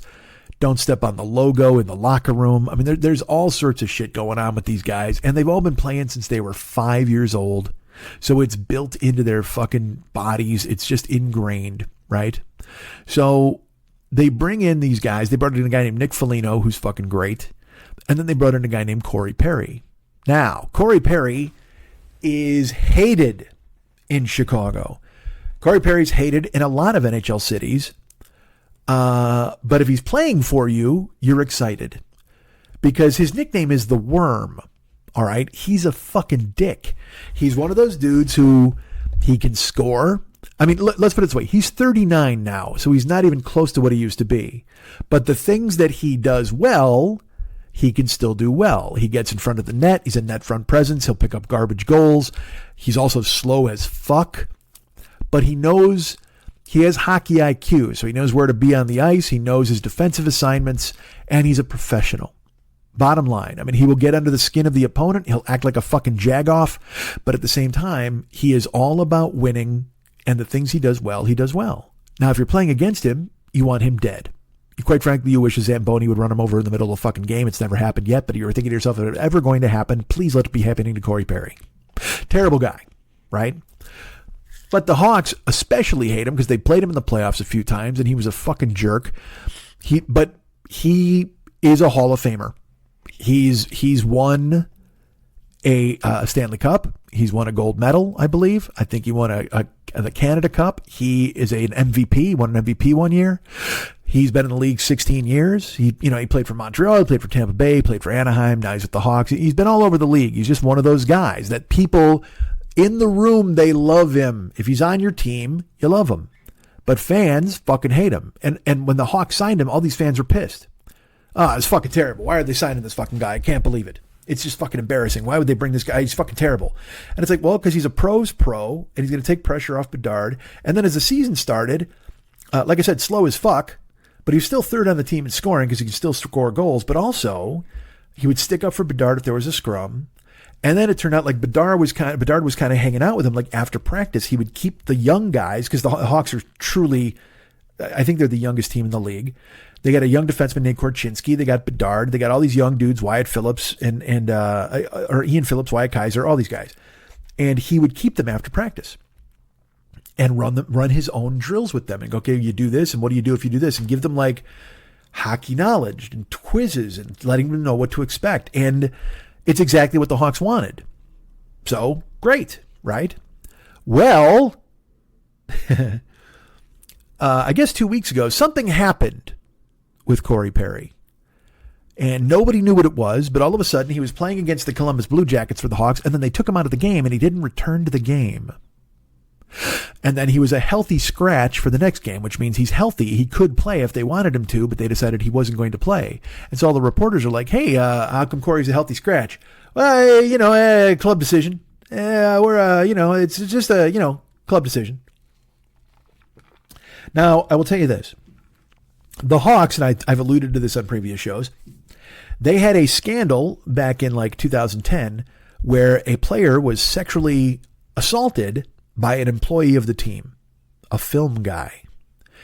And the Hawks completely brushed it under the rug like it wasn't news. The guy went to the team and reported it, and they were trying to win a Stanley Cup, so they literally just kind of did nothing about it. And eventually the player sued. And also eventually that employee was let go by the Blackhawks, and he went to, I believe, a high school in Michigan, and he molested more players. Ugliest scandal, certainly in Blackhawks history. I don't know if you heard that, but I think the people up above me just dropped a basket of marbles. Did you hear that noise? There's a good chance Flounder is upstairs trying to stop a parade. That was fucking crazy. All right.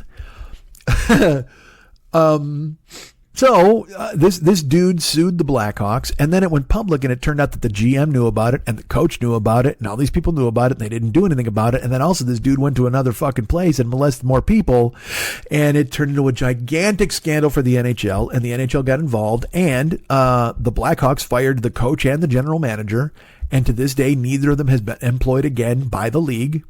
The coach has applied for reinstatement, I think, a couple times and been turned down.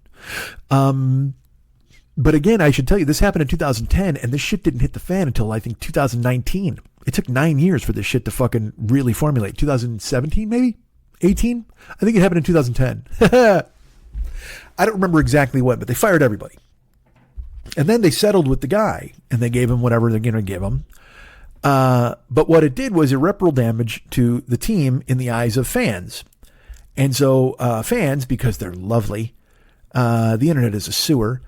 No matter what happens for the Hawks, if they do anything good, if there'll be some story, it would be like Hawks give $10 million to cancerous infants charity. And people would be like, oh, wow. Well, while they were dropping that money off, 2 more players got raped. Because the internet is a terrible fucking place. The Hawks will never, it's going to take 20 years for the Hawks to recover from this in the PR minds of the small fucking hockey fan. Well, then in the offseason, when the Hawks win the draft lottery and they get Connor Bedard, it gets even worse. Because now people are like, oh, why is the league rewarding them with a fucking player after they fucking covered up a sexual assault? This is fucking disgusting. And also their logo's terrible and Native Americans must hate them. And you know how it is. It just becomes this rolling snowball downhill. And so immediately everybody was like, well, Connor Bedard hates it there. You know he hates it there because he doesn't want to be where this scandal team. And it's like, Connor Bedard is starting his fucking career in a gigantic Original Six hockey market. He's fine. And also he's 18. Like, he doesn't even know what the fuck you're talking about. He didn't, you know what I mean? He's 18 now, so that you figure he's born in 2005. This shit happened when he was 5 years old. So it has nothing to do with him. But it doesn't matter because fans will constantly bring it up and constantly say that he wants a trade. He doesn't want to be there. I bet his parents don't want him there because he's not safe. And it's like, look, man, there wasn't rampant rape going on in the Blackhawks in the locker room or whatever the fuck. Did it get covered up? Yeah. Do I think the players knew more than they let on? Yes. Was I disappointed that Taves and Kane, who were the 2-star players, kind of just backed up the general manager instead of saying anything good about the player or saying, oh my God, this is a tragedy? Yeah, I was pissed. But you still got to eat fucking dinner. You still got to check your mail. You still got to go outside. You know what I mean? It's like these people lose their fucking minds and they forget that real life exists. So it doesn't matter. Anything that could happen for the Hawks, everybody brings up, is he going to get raped? You know what I mean? It's like there's one of my favorite tweets of all time. It's not mine. Some guy tweeted it. And he's like, he writes, me. Yeah, I was stranded on that desert island for a year. It was crazy. I had to build all my own stuff, but I stayed alive and I made it. And then underneath it'll say in parentheses, guy who I once accidentally sent a text to calling the Grinch the Grink. And he goes, was the Grink there? That's his response to the guy living on a fucking desert island by himself and surviving. Was the Grink there? It's so funny. And it also, to me, sums up the internet so perfectly. Doesn't matter what you do. You're remembered for the dumb fucking typo. You're remembered for whatever the fuck. And it never goes away. And this is shit that used to be, with us as friends. And you remember all your dumb shit your friends did in high school. You know what I mean? So it's the way it used to be with like the closest friends. But now it's that way with the world. And look, am I equating sexual assault to the Grink? I'm not. Is sexual assault a typo? It isn't. Unless you were meaning to spell sensual assault, then it is clearly a typo. So, Corey Perry is a healthy scratch. He doesn't play a couple of games. And somebody on Reddit starts the rumor that Corey Perry fucked Connor Bedard's mom.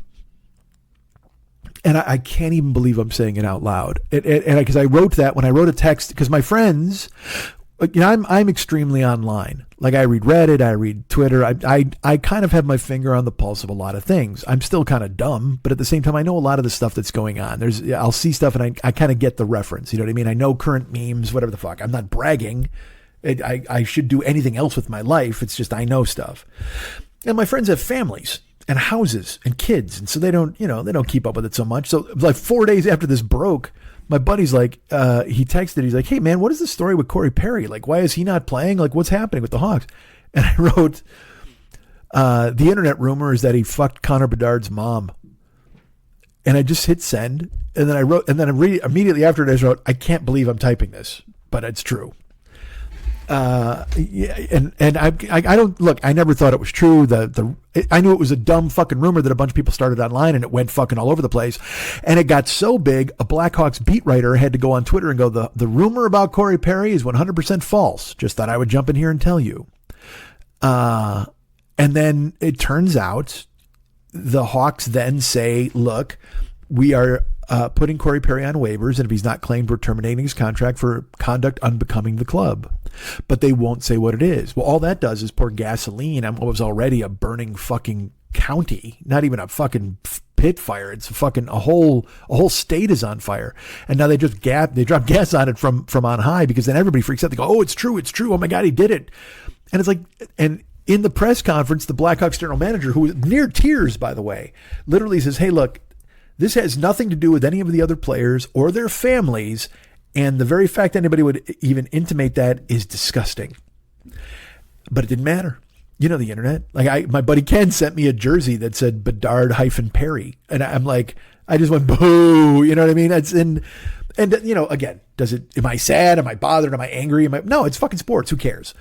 But at the same time, when you see it happen in real time and people are freaking out and saying shit, you're just like, it's that thing where you go, I don't know what's true. Because a bunch of crazy shit has happened in the fucking world, and you never know what could be true and what might not be true. Who knows? I get no fucking idea. So when people say that Ric Flair was trafficked as a child and Jewish people buy babies and something, I don't know. Sounds fucking stupid. Doesn't sound like it's true to me. But eventually, one of these things, they'll be like, ha ha, and they'll pull back the fucking blanket, and everybody goes, oh, I guess it is true. I mean, I went through a period where I was reading shit all the time where, like, the poor girl from Poltergeist and how she died and all these fucking rumors and everything. There's people who believe this shit all the time, and I'm like, man, whatever. I don't even know why I fucking brought this shit up, but good for them and good for me. And good for you for listening to me. But here's what I will say. Could we just fucking once... Could we, Chicago sports are a fucking disaster. A disaster. At least the Phillies got to the fucking NLCS. Now they lost. Did they get to the World Series? No. Did they blow two games at home that I did never in a million fucking years thought they would lose at home? Yes. I was shocked by it. But again, it's sports. What the fuck are you going to do? It doesn't matter. But fucking Chicago sports is a zoo. The fucking, the Cubs are chasing Ohtani. They at least seem to have some management in place, but the fucking White Sox are terrible. They're tearing their team apart. They're offering everybody for fucking sale, but also they're embarrassing because they keep hiring this old man named Tony La Russa to be part of the fucking organization. Like, they brought him back as a manager. He hadn't managed it in like 15 years, and they brought him back 2 years ago. He literally fell asleep in the dugout, and this team fell off a fucking cliff. And then they fired him, but then they kept him around as an advisor. And now just 2 weeks ago, they revealed that he's advising them on the minor leagues. And it's like, get rid of this old man. Holy fuck, go. Don't you have a fucking clothesline to run around with an orange in your mouth as you chase a grandkid and die? What the fuck, man? Enough. I just can't. Tony La Russa just keeps turning up, and I'm like, get rid of this fucking guy. And I'm like, again, I'm not a Sox fan, but my brothers are Sox fans. Pardo's a Sox fan, so we're in a group chat, and it's just like... And they're so, like, I feel bad even sending them news sometimes because they're just like, yeah, I can't with this team anymore. I just fucking can't. And I understand it because of the Blackhawks. Now, all this fucking drama. Again, it was bad enough with the Kyle Beach thing and the rape thing and the, sexual assault thing. Because then there's still the fucking medias where like, he should have punched that guy in the face. You only get that way if you let yourself. He was bigger than that guy. People don't understand freezing up in that situation. It's fucking terrifying. It's terrifying. But again, this happened, and the Hawks fired everybody. And then this thing with Corey Perry, they did due diligence. They took him off the ice, they investigated, and then they cut him. And for people like, well, can't you tell us what he did? And it turns out now, they won't say specifically, but it's floating out that he has a problem with alcohol, and he got drunk at a team function, and something happened involving employees of the team. They won't say what it is, but that has come out. Enough of that has come out to where... Now, of course, people still run with that shit. And then today, Corey Perry put out an apology, okay, that probably was written by his agent, but it doesn't matter. I don't know what Corey Perry did, but this apology takes care of that and whatever else he may have done for the past 10 years, because it is a very good apology, and it is very remorseful. Shockingly so, in my opinion, because a lot of these guys will be like, if I offended anybody, I'm sorry. No, he's like, I am truly sorry. I have a problem with alcohol. I have to seek help. I've embarrassed myself in the Hawks organization. I mean, it's wild. It's a fantastic apology. And when you do that, all you can go is, well, fuck, man, I hope this guy gets the help he needs. You know what I mean? You can't, because that's another thing. People just still crucifying him. And it's also because they've been waiting to. They've all wanted their opportunity to take a fucking chunk out of Corey Perry. And now they all get their chance. He's hung up like a piñata, and they're all fucking smashing him. And he put out this apology was, again, it was probably written by his agents, whatever the fuck, but it sure, if it wasn't heartfelt, it was certainly thorough. And I can only say, you know what? I hope this dude gets the help he needs. I hope this doesn't keep him out of the Hall of Fame. And I don't think he'll ever play again because, again, he's fucking 39 already. But at the same fucking time, you see it, you're just like, God damn, I hope he's okay. You know what I mean? That's all you can do. But the Hawks are a fucking nightmare. Like, that happened. And then they stink. They've stunk for the last 4 years. That's why they were able to get the best fucking kid, that generational prospect, Bedard. But watching them, you're not invested. We're just watching them and hoping they grow. Because even Gil Martin and I are like, look, man, whatever. We would like them to win, but we don't care. You know what I mean? We're just like, it's a rebuilding year. It's going to be a rebuilding decade, quite frankly. I mean, we're at 2023. I don't think they're going to be good again until 2028. And that's crazy because I used to think they'd be good again in 2025. But now after watching the team now, because look, they've had a ton of fucking draft picks. They've done real well. But when I say good again, I think they'll make the playoffs in 2025, 2026. But I think cup contender, 2028. And you're going to fucking pull this out on me. And also, I'll be dead by 2028. So what the fuck do I care? Guys, they're going to win 5 cups starting in 2028. If it doesn't happen, come see me at my grave. Just grind it into the dirt. Take that, motherfucker. You were wrong. I was wrong. God damn it. As I peer up from you or down at you or wherever I am. It's terrible. I mean, it's and then, dude, then there's the Bulls. The Bulls are fucking awful. Chicago Bulls, legendary organization. 6 world championships under Michael Jordan. And yes, I say under Michael Jordan and Phil Jackson, under that regime, because fuck Jerry Krause and fuck Jerry Reinsdorf. Jerry Reinsdorf owns the White Sox and the Bulls. He's double fisting the city. I mean, he's really fucking everybody. They hired this dude from Denver who was going to change the culture and he brought in Billy Donovan, who was a successful coach in Oklahoma City but never won a title. And then his drafts, like they keep drafting dudes like, they drafted a guy named Patrick Williams who didn't even start in college. They took him with the number 4 pick in the fucking draft. And they were like, we love him because he's got a great motor. And it's like, I don't give a fuck about his motor. Can he shoot? You know what I mean? This isn't fucking NASCAR. I need a guy who can fucking score, man. Don't tell me that this guy's got a motor. Great, so he's got a motor, so he'll keep sucking longer than you guys. You know what I mean? It's like he's just going to keep that. You know what? He's like the Energizer Bunny of suck. He can't fucking stop. He keeps rampaging. His suck is all over the place, and he'll never stop sucking. I don't fucking care. Turn his engine off and teach him to give him handles. Let him shoot a 3-pointer. Literally, turn his engine off and let him shoot 1,000 3-pointers a day so he can learn to do the thing you want him to do as a 3-and-D wing. What the fuck, man? Jesus. It's embarrassing. And a couple years ago, they came out and they signed Lonzo Ball as a free agent. They got DeMar DeRozan. They went ahead and got, they have Zach LaVine. They're like, that's our big 3. They traded for Vucevic, who's this big fucking, again, European center who eats mice. They're like, yes, man, let's bring these fucking guys in. And then Lonzo Ball gets hurt. And he doesn't just get hurt, because this is another thing too that happens. Like, Lonzo Ball didn't need knee surgery on his ACL. He needs like a micro fracture surgery with a phantom graft. You know what I mean? Like some shit you've never heard of, where you're just like, did Joseph Mengele come up with this? Who the fuck created this? But it's some fucking weird hybrid surgery that he's got to have. You ever hear that surgery where they're like, yeah, we got to go back in and we got to break 4 of his bones in order for them to set properly? What the fuck? What happened to your leg? That's the kind of shit that happens in a car accident. What happened to you? But I guess running up and down the floor can be kind of a car accident. And also, look, man, Lonzo Ball had his crazy dad and somebody didn't want it. But then Lonzo Ball, like at one point, when the Bulls made all these moves, right? They were 27-13 and number 1 in the Eastern Conference when Lonzo Ball got hurt. And since then, they're like 50-80, like some crazy bad fucking record. It's so terrible. But the problem with that is they don't recognize their situation. They refuse to acknowledge the severity of what they're going through. So Lonzo Ball got hurt. The second Lonzo Ball got hurt, in your brain, you should have been like, all right, we're fucked. We're fucked. We have no point guard. They again, one of their draft picks. They drafted Patrick Williams. They drafted a kid named Kobe White. He's a point guard who shoots threes, but he can't distribute. He's not a guy who runs an offense. Because the college game is so different now. You don't have a true point. I'm going to tell you this now. You guys already know this. If you're doing your NCAA bracket, read the capsules on the teams. Don't just fucking half-heartedly do it. And look for teams that have veteran guard play, particularly at point guard. They are going to win at least one game in the tournament. And they're always the ones you look at for an upset. Anybody with veteran guard play and with high free throw percentage, those are the teams you look at and you go, okay. And then you can start using your gut and whatever the fuck, picking upsets and shit like that. Because look, if you got veteran guard play, but then you run into fucking Kansas, you're still going to get fucking stormtrooped, and that's fine. But you can think to yourself, this team might stay in the game. They might fucking get, any of these gimmicky offenses, you don't want to fucking back them in the tournament.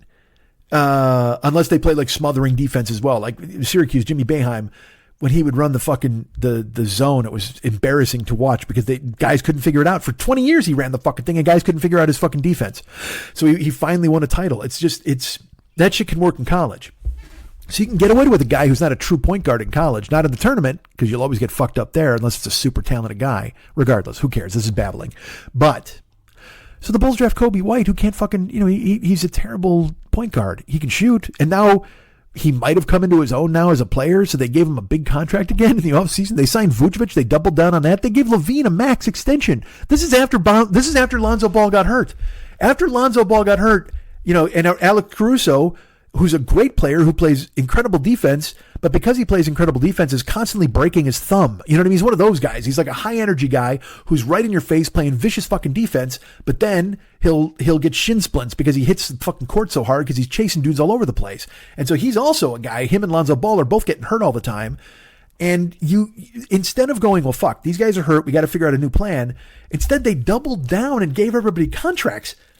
Like LaVine came up as a free agent, and they could have done a sign and trade. They could have shopped him. They could have seen whatever they wanted to do. But then there was this thing where people are like, nah, he can fill it. He can still score. Well, yeah, but he can't do anything else. But it's fine, though. We got to sign him. We got to have him on the team. Why? Well, if we need a crucial bucket late. Look, man. Look at this team. We're never going to need a crucial bucket late. We don't have a point guard. The kid you drafted at 4 is on the sidelines shaking his head because he doesn't know what the fuck to do at NBA speed. It's ridiculous to watch. God damn it.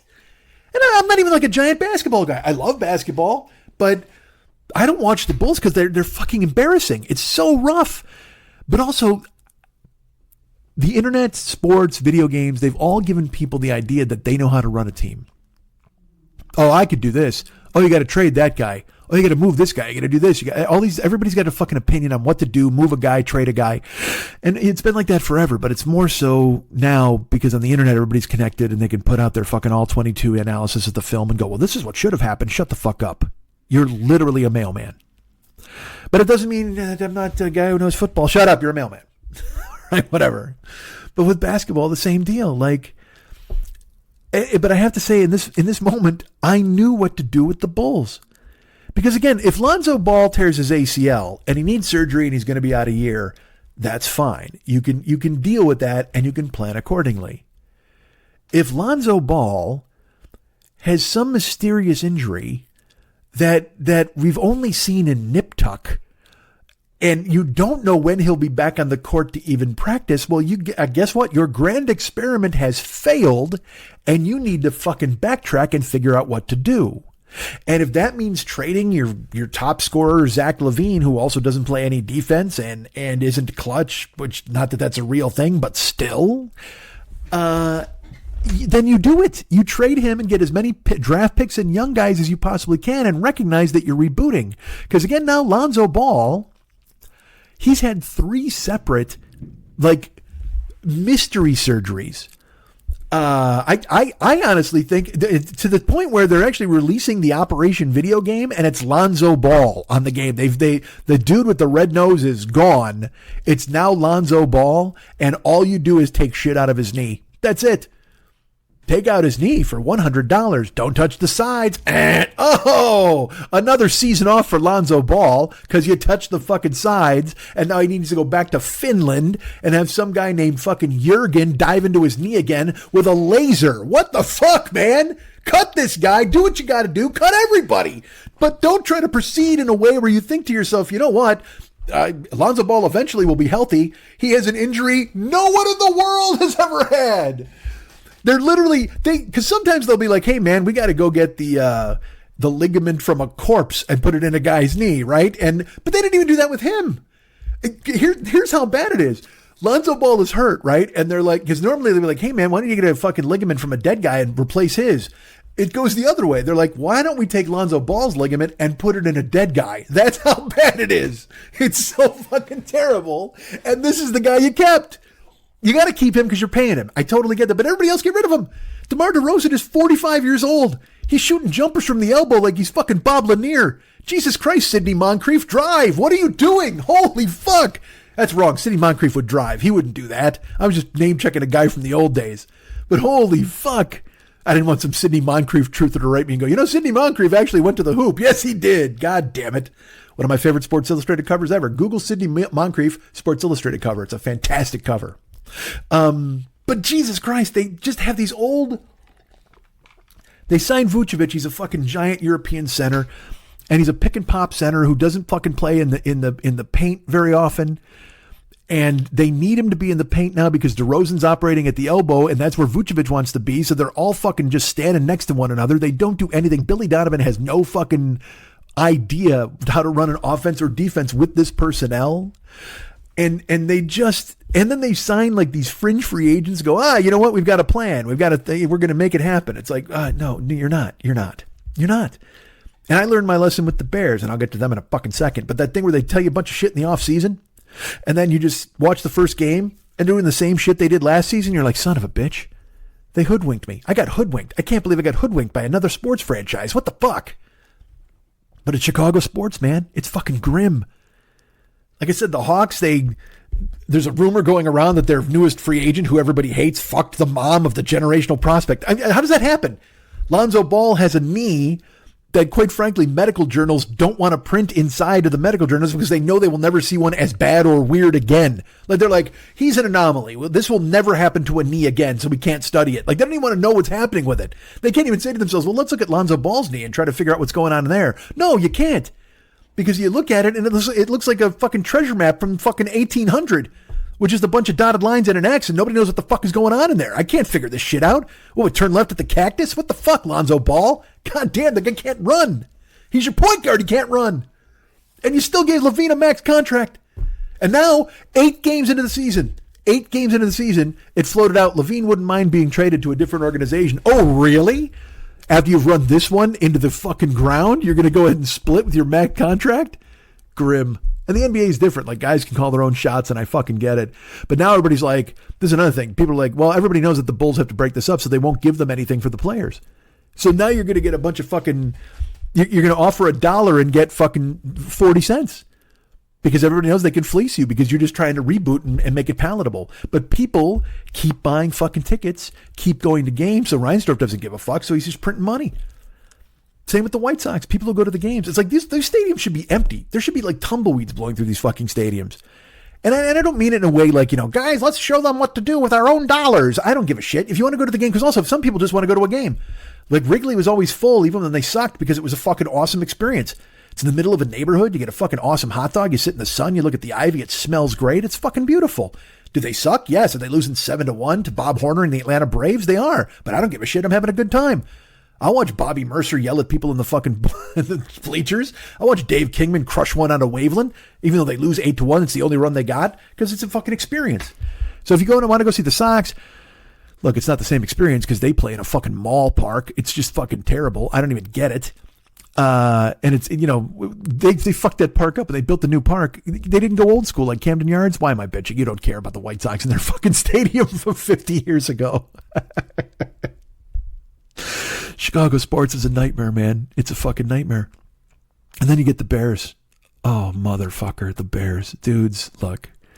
And don't come at me with this bullshit. Well, they won Monday. I don't give a fuck that they won Monday. I don't care. I told you, man. If I didn't tell you this, I told you. The first day of the season this year, I watched it, and the Packers took a lead, and the Bears ran a fucking. They ran a wildcat play where the tight end tried to sneak for a yard on 3rd and 1 on the first drive of the season. I'm like, why are you handing this fucking 270-pound guy the ball? What are you doing? You have a quarterback who's an unbelievable athlete. But as the season's progressed now, I was hoping Justin Fields was the guy. I truly was. I wanted him to be good, but he could be incredible. But that's the thing is the coaching is so bad. Everybody keeps defaulting to the coaching. If they would just call plays that Justin can run. Well, I don't know what plays Justin can run because when they call certain plays, dude, look,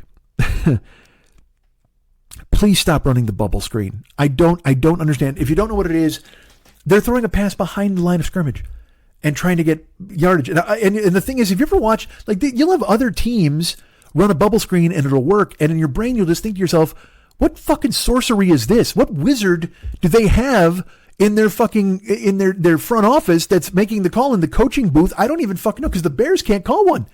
If it is magic, every other team's got Gandalf in there calling the plays, and the Bears have Wizzo the Wizard from the Bozo Show just fucking calling a bubble screen. Yeah, well, let's send that play in. Duty, Omaha. What the fuck, man? It's ridiculous. And look, it's the owners. I recognize it's the owners. The owners just bought a stadium. They bought a property. They're fucking up a stadium. If you own an NFL team and you can't get a stadium built, what the fuck? Sell. Because you're robber barons. You're pirates. That's the thing. Everybody bends over backwards to fucking suck your cock and give you a stadium. And the Bears have fucked it up. Like they bought some property in Arlington Heights, but now some new city councilman, some amateur Verdoliak who's going to fucking show up and he's going to change the tax rate. So now it's going to boost it, like triple it. And the Bears have to pay another like $70 million they don't want to pay. And you're just hearing all this and you're like, why didn't you fucking guys figure this shit out? Why didn't you guys make a phone call? Why didn't you kill a guy? Literally, the Giants supposedly had Jimmy Hoffa buried in their end zone. Do that shit. This fucking guy started squawking about the tax rate. He sent a couple guys to pay him a visit. And nobody sees him again. They just find his car in a parking lot and with his hat in it. You don't know where the fuck that guy ended up. Well, he's going to end up in the fucking end zone of the new Arlington Heights Stadium, and everybody's going to be like, wee, as they have a fucking Blue Angels flyover on opening day, not realizing that this guy's skeleton is fucking 6 feet under the end zone. That's what you do. But instead, these pink in the air motherfuckers are trying to choose between the Brie and the other Brie. I mean, they're just fucking clueless. And the Bears are supposed to be this blue-collar team, Grabowski's lunch pail, blah, blah, blah. And they're owned by you were talking about blue-collar. They're owned by blue bloods. And people just keep going to the fucking games, and I don't understand it. I know it's the only game in fucking town. I know it. But these owners, and again, because they keep hiring Ryans and fucking Troys and Matts. Isn't there a fucking Bronco out there you can hire? Isn't there a fucking, just get some psychopath in there, some football lifer. They need Jim Harbaugh. They need that fucking guy. He is so tailor-made for this team. He was the Bears quarterback forever. He learned under Ditka. His dad was a coach. Go read it. There's 2 Sports Illustrated previews you can read on him. Just Google. One's called Warrior in Khakis, and I forget the other one. It's from 2010. If you could just go Sports Illustrated 2010 Harbaugh's, it'll come up. And I've wanted him since that one in 2010. The other one's from 2013. But since 2010, when he was at fucking Stanford, I read that article and I said, I want this fucking guy to be the Bears coach. He has to be the Bears coach. He's born to be the Bears coach. Give him the money and get out of his fucking way. How do you hire some sweaty fucking cover 2 lifer from the Colts, Matt Eberflus, whose defense wasn't even good in Indianapolis? And motherfucker, you're Chicago. You shouldn't be taking Indianapolis's leftovers. What the fuck is that? You're one of the original franchises. The owner of your team invented football. Did you know that? George Halas invented football. And what happened was he married into the McCaskey family. Everything was great. And he had a son named Muggs Halas who thought he was going to take over the team. And then George Halas died. And somehow the McCaskeys with their business acumen fucked Muggs Halas out because he was out yelling at a black person and he wound up losing his share of the fucking team. And so the McCaskeys took over. So these assholes it's literally like a family of Judge Smaleses from Caddyshack. They all wear jackets with crests on the pocket, and they're the ones who are like, we Bears. They even fired one of their own guys. There was a guy named Mike McCaskey who ran the Bears in '85, and he tried to take credit for the team winning the fucking Super Bowl, and they were like, all right, get the fuck out of here. But again, it was also intrigue and succession. Like it's like the family of Succession owned a football team, and just dumb fucks constantly stepping on their dicks. And also, the wife is still alive.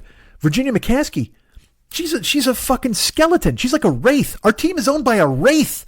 She's 100. I'm not joking. She's 100 years old.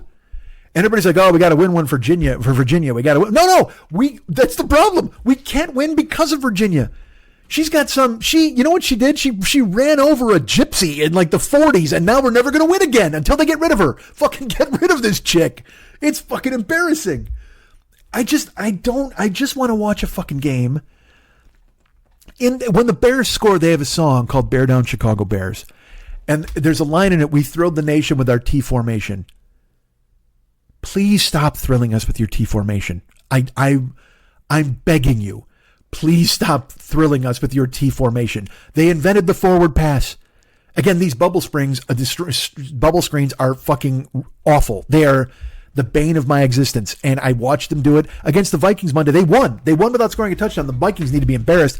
The Bears threw I'm not being serious. They probably threw 20 screen passes because they were scared of the blitz. I can't even explain it. They were more scared of the blitz than England in the 40s. They were just like, oh, we got to do something. We got a quick release. Why don't you call some plays where you roll Justin out? And look, I'm not even, They got to get rid of Justin, too. They got to draft a quarterback. There's so many things they got to do. And it's the owners. It starts with the owners. Because you got to fire this Matt Eberflus. Because the Bears won the other day, and now they're pulling this bullshit. The defense has been playing good. So now they're like, hey, man, the defense is coming around. You know what? Eberflus is a defensive genius. We're starting to put it together. Fuck you. No, don't. Don't fall for it. Another thing they're trying to do. The Bears are now 4-8. Okay? And they're saying this. They're doing this number. Hey, you know, we're taking the season in quadrants. And in this quadrant, we're 4-4, turning the corner. Look at us improving. Fuck you. You're done. Fire them all. Bring in somebody who knows what the fuck he's doing. And you have to get a new quarterback because Justin's ruined. Hopefully he does well the rest of the season and you can get picks for him in some way. You can trade him to somebody else who's desperate because we're going to have probably the number 1 pick in the draft again. So draft a quarterback. You got to start the clock over too with the rookie contract and all that shit because look, people hated Jay Cutler. He's the best quarterback the Bears have had in my lifetime. Now, how sad is that statement? I recognize it. Okay, Jay Cutler was talented, but he was also a fucking, again, $1 million arm, 10-cent head, just a fucking jag-off. But also, they did him no favors because they hired 4 different offensive coordinators, and the whole time he was in Chicago, they just kept giving him different guys with different game plans, and even if he pulled it out of his ass, it didn't matter. And then the fans turned on him, and I'm like, dude, this fucking team can't do anything with quarterbacks. Never. Jim McMahon. You'll say that he was, I love Jim McMahon. And he was the second best quarterback of the Bears during my lifetime. But he was injury prone and he got fucking battered. And if he would have been healthy, they probably would have won another Super Bowl. I won't lie. Fucking in 87, fucking Dick could play Doug Flutie in the playoffs. It was like, what? Or no, in 86 he played Doug Flutie. What the fuck, man? Are you crazy? 87 is when, Peyton's last game and they had to fucking lose to the Redskins. They just, whatever. It doesn't matter. They're just so embarrassing. But quarterback's been in the fucking bane of their existence. They need a new coach, but mainly they need new owners. Jerry Jones owns the Dallas Cowboys. I don't like the Dallas Cowboys. I never have. But Jerry Jones would kill 1,000 infants to win a Super Bowl. And we fucking need that in Chicago. That's what you need. That kind of ruthless business motherfucker. That's what I mean. You need somebody to take care of business, put out the hits and hide the bodies and win the fucking games. And I know you're like, Mike, it's just football. It is just football. But I'm tired of watching bad football. And I watch football. I drift through it. Like I said, I drift through the Hawks. I'm like, well, they'll be good in a couple of years. Football's different, man. Because you watch it and it's been so bad for so fucking long. And none of these teams, the Hawks, the fucking White Sox have never given out last year they signed a guy. Who was it? Fucking, I can't remember. Benintendi. They sent a guy named Andrew Benintendi. And they gave him $75 million over 5 years. Okay. Which is like $15 million a year. That's the biggest free agent contract they've ever signed. 5 years, $75 million. There are guys in the league who make $35 million a year. A lot of guys get terms. They'll give them 7 years at like $175 million to spread it out. But they're, routinely the biggest guys make $25 million a year. The highest contract they ever gave out was $15 million a year. And they gave it to Andrew Benintendi, who didn't fucking deserve it. Why would you pay that fucking guy? Ridiculous. It's owners. Reinsdorf owns the Bulls. He's running them into the ground and all this shit. The Hawks used to have fucking terrible owners. They had a guy, Dollar Bill Wirtz, they called him, because every dollar bill was important to him, right? So then he died and his kids took over, and then they said, fuck this, and they started winning cups because they made moves. Of course, then they let a guy get raped, which is not fucking good, and I'm sure you're like, well, Mike, you're sitting here saying they should advocate like Jerry Jones is killing infants. No, I'm not saying that, but I'm saying that, but I'm not saying that, but I'm saying that. I just give me one good quarterback before I die. That's all I want. I'm so tired of watching the Bears and having to hear that our last good quarterback owned slaves. It's fucking. Every time you watch the Bears, they do this thing where it happens all the time. They'll be like, oh, the Bears have a checkered history at quarterback. Oh, is that what you're calling it? A checkered history? Because I would call it a fucking disaster. That's what they have. They have a Holocaust. The Holocaust is you can only use it in a couple of instances. There's been a Holocaust at quarterback for the Chicago Bears. You can go ahead and use it there. It's appropriate. They always got to show me some black and white tape. They'll be like, oh, when the Bears checkered history at quarterback, and then they'll start some grainy black and white tape that, the last time you saw this type of film quality, Hitler was giving a speech. And it's just this like, And they show some fucking quarterback, Sid Luckman, whatever the fuck, with like no face mask and a leather helmet pulled over his head. And he's catching the ball and throwing it real fast. And there's like a trumpet. And I'm like, holy fuck. They're like, Sid Luckman, the last Bears great quarterback. You remember when he assassinated Archduke Franz Ferdinand to start World War I, and then the Bears drafted him in 1939. It's like, I'm tired of it, man. Give me somebody from this century who can play quarterback. I almost would want them to be 5 if they went 8-9. But you had a fucking big strapping 6'3", 240-pound guy throwing fucking lasers. That would be amazing. Give me a Marino who's just getting it done. Because look, one follows the other. You get a great quarterback, you should win games. You should fucking win games. Look at the Bengals. They get Joe Burrow, turn it all around. Look at the fucking Jags. They get Trevor Lawrence. They've turned it around. This is what happens when you get a quarterback who knows how to play, but you also have to implement coaching, and there's a million other things. But just give me the quarterback just once in my life. I didn't hate Cutler, but I would love to have somebody better than Cutler. I loved McMahon. I want somebody better than McMahon, just anybody.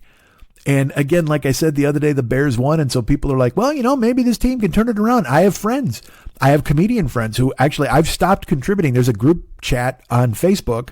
I don't really put a lot of stuff in there because nothing I have to say is good. And a lot of these guys are these eternal optimists who are like, well, Justin, he looked pretty good. He had a touchdown. And I can't do it again. I think we can all delude ourselves. We can all fool ourselves into thinking they've made progress or they're going to be good or everything's going to be okay. And it's not. Once you recognize that, and look, that's the problem. You're never going to vote out the owners. As long as these guys own the team, you can just be fucking dispassionate about it.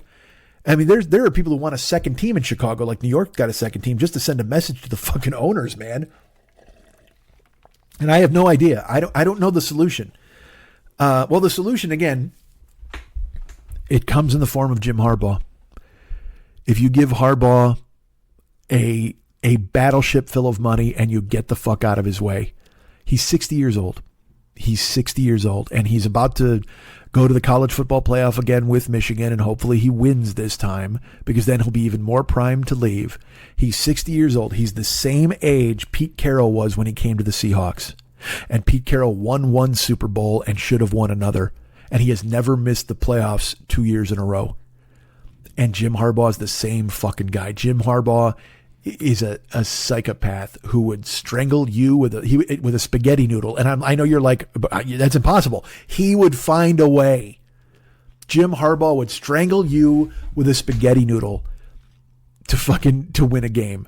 And I'll just tell you, this is an anecdote. I hope you would read those Sports Illustrated articles because I keep telling people, please read these. You would know why he needs to be the Bears coach. I've sent them to all these optimistic comedians, all these friends of mine. I'm like, please read these articles. I know nobody reads anymore, but if you read them, you would understand why he needs to be the coach of the Bears. And so I sent them again, and then I reread them again. And there's an anecdote where Harbaugh as a person he's a devout Catholic. And he does a lot of missionary work, and he goes to different countries, and he works with these people. And there was a priest who worked with him, alongside of him, from Ecuador, possibly Peru, whatever the fuck. But the guy was from America, but he was over there working, and they worked with a lot of impoverished people. There's an anecdote where Harbaugh he went in to speak to people at this house, and he came out without his shoes, and he had met someone the same size, and he gave them his shoes. There was a guy who was so sick, Harbaugh carried him out and they put him and brought him to hospice, and he survived in hospice for a year. He was dying where he lived, but they took him and took care of him. All of this doesn't mean anything about football, but it gets to the quality of who this guy is. Okay.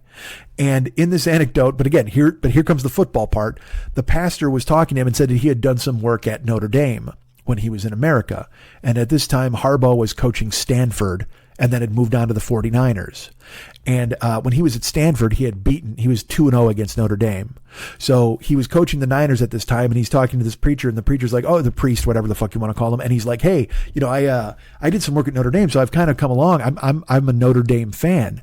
Are you also a Notre Dame fan? And Jim Harbaugh looked the priest in Ecuador in the face, and he said, no, I'm actually in the Notre Dame ass-kicking business. How do you not hire that guy instantly to coach your football team?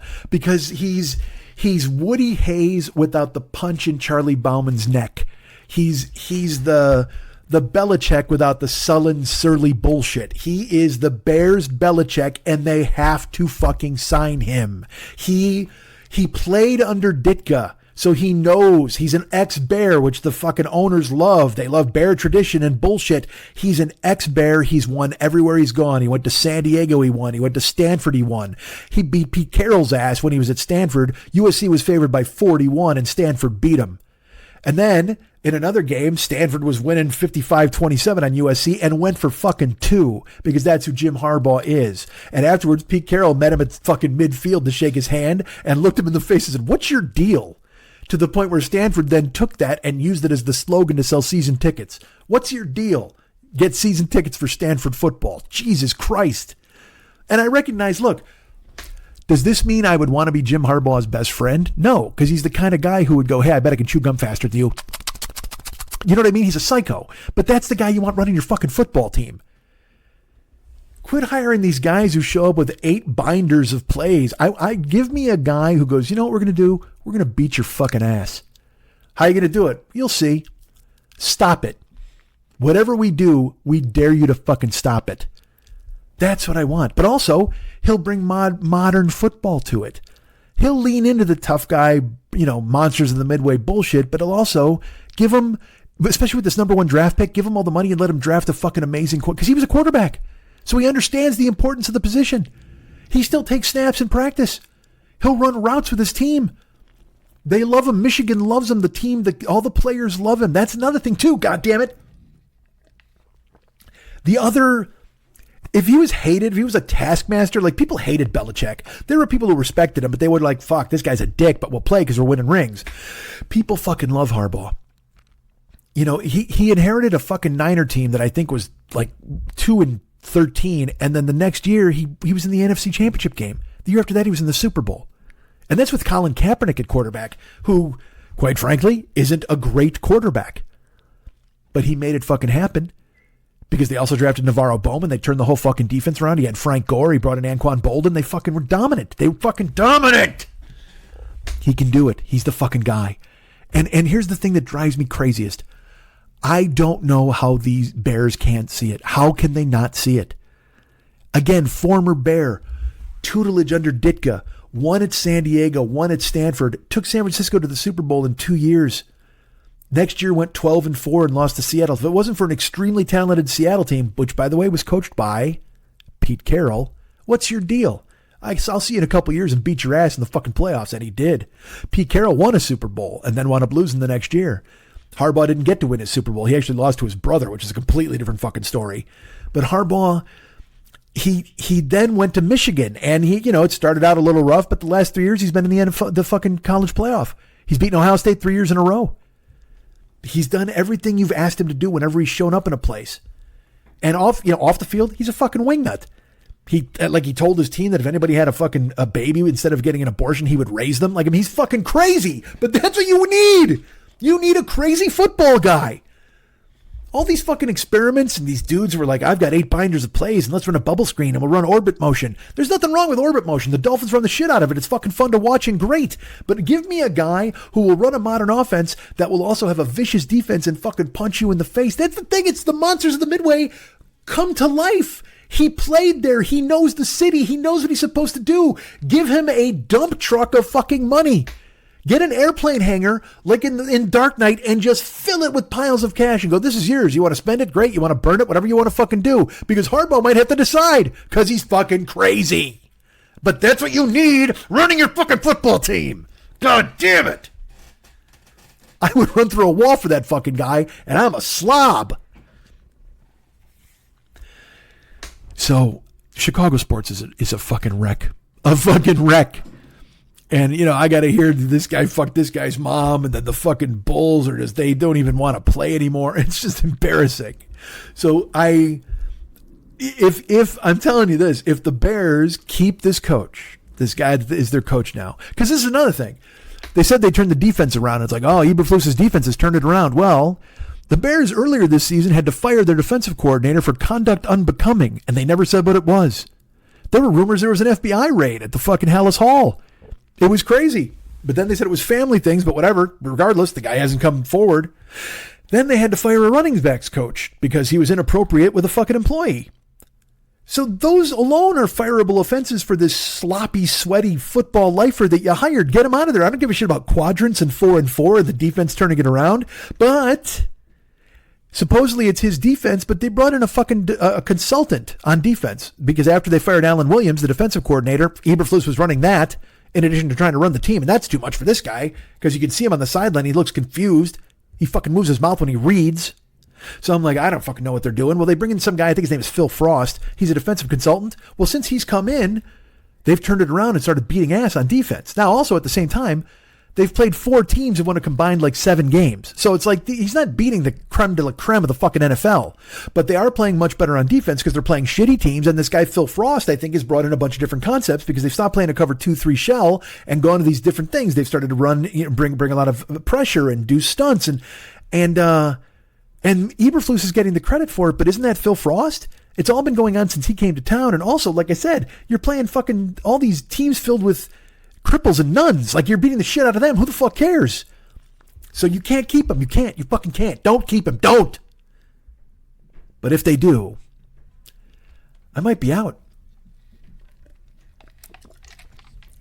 I'm serious. I may move on. I won't move on from football.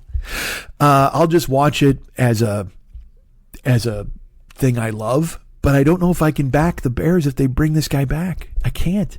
And look, this is no grand announcement, but to you guys, maybe you understand it because you know how much I love enjoying sports and want the teams I support to be good. And the only problem with it is my backup team would be the Raiders. And they're, fuck, I'm not going to bore you, but, well, let's wait. I'm not going to bore you any further. There's a lot of sports talk. But boy, oh boy, so the Raiders are bad. That's all. And also the Raiders aren't in Oakland anymore. They're in Vegas, which is a drag, but God, those uniforms, they still make me think I'm a kid. All right. So sorry, we went off on that. I didn't know what the fuck I was talking about before we went off on that goddamn thing. The hell was I telling? Oh, fuck. Now that I think about it, I never did finish telling you about my leg. So, I'm at Lenny's house and I'm in the recliner. Oh, you know what? And Wes Anderson. I didn't even tell you about this. All right, so here's the deal. So Lenny, I'm like, do you like Wes Anderson? Because you got to preface anything with that. And Lenny's like, yes. And on Netflix right now, there are 4 short films by Wes Anderson that feature Benedict Cumberbatch and Dev Patel and Ben Kingsley. And I watched one of them, and it's called The Wonderful Story of Henry Sugar. I think that's what it's called. And that's the longest one. That one's like 40 minutes. And then there's 3 others that I have not watched yet, but because I wound up traveling, I went to Chicago, whatever. And since I've been back, I was catching up on other stuff. Watched The Killer, as I mentioned. But so I said to Lenny, have you seen it? He goes, no. I go, well, there's one called The Wonderful Story of Henry Sugar. It's only 40 minutes long. I said, but I have to tell you, it is extremely Wes Anderson. Like it is one of the most Wes Anderson-y things he's ever done. And he's like, well, I like him. And that's the thing is when I told you about Asteroid City, there's these moments with the train track and the changing of the sets and the verbiage and the camera angles. I love Asteroid City. I really had a great time watching that at the movies. And so this Henry Sugar it uses some of the same techniques with a lot of breaking the third wall, people talking to the camera, because it's a story by Roald Dahl, and the actors act it out, but they're also narrating the story at the same time, so they will speak to the camera. And I don't want to give it away, but I said to Lenny, I go, well, let's watch, because it was nighttime, it was dark now, and we were all full of turkey, and I'm like, well, let's watch fucking Henry Sugar. It's only 40 minutes. It's not a 2-hour sit, So he goes, all right, pulls it up, and I loved it just as much the second time, and then it ended, and I kind of it was that thing where... Because I'm so used now to recommending things and people are just like, but I looked over and I kind of looked to my left and I kind of peeked and he's like, that was fucking great. And I'm like, oh, thank God.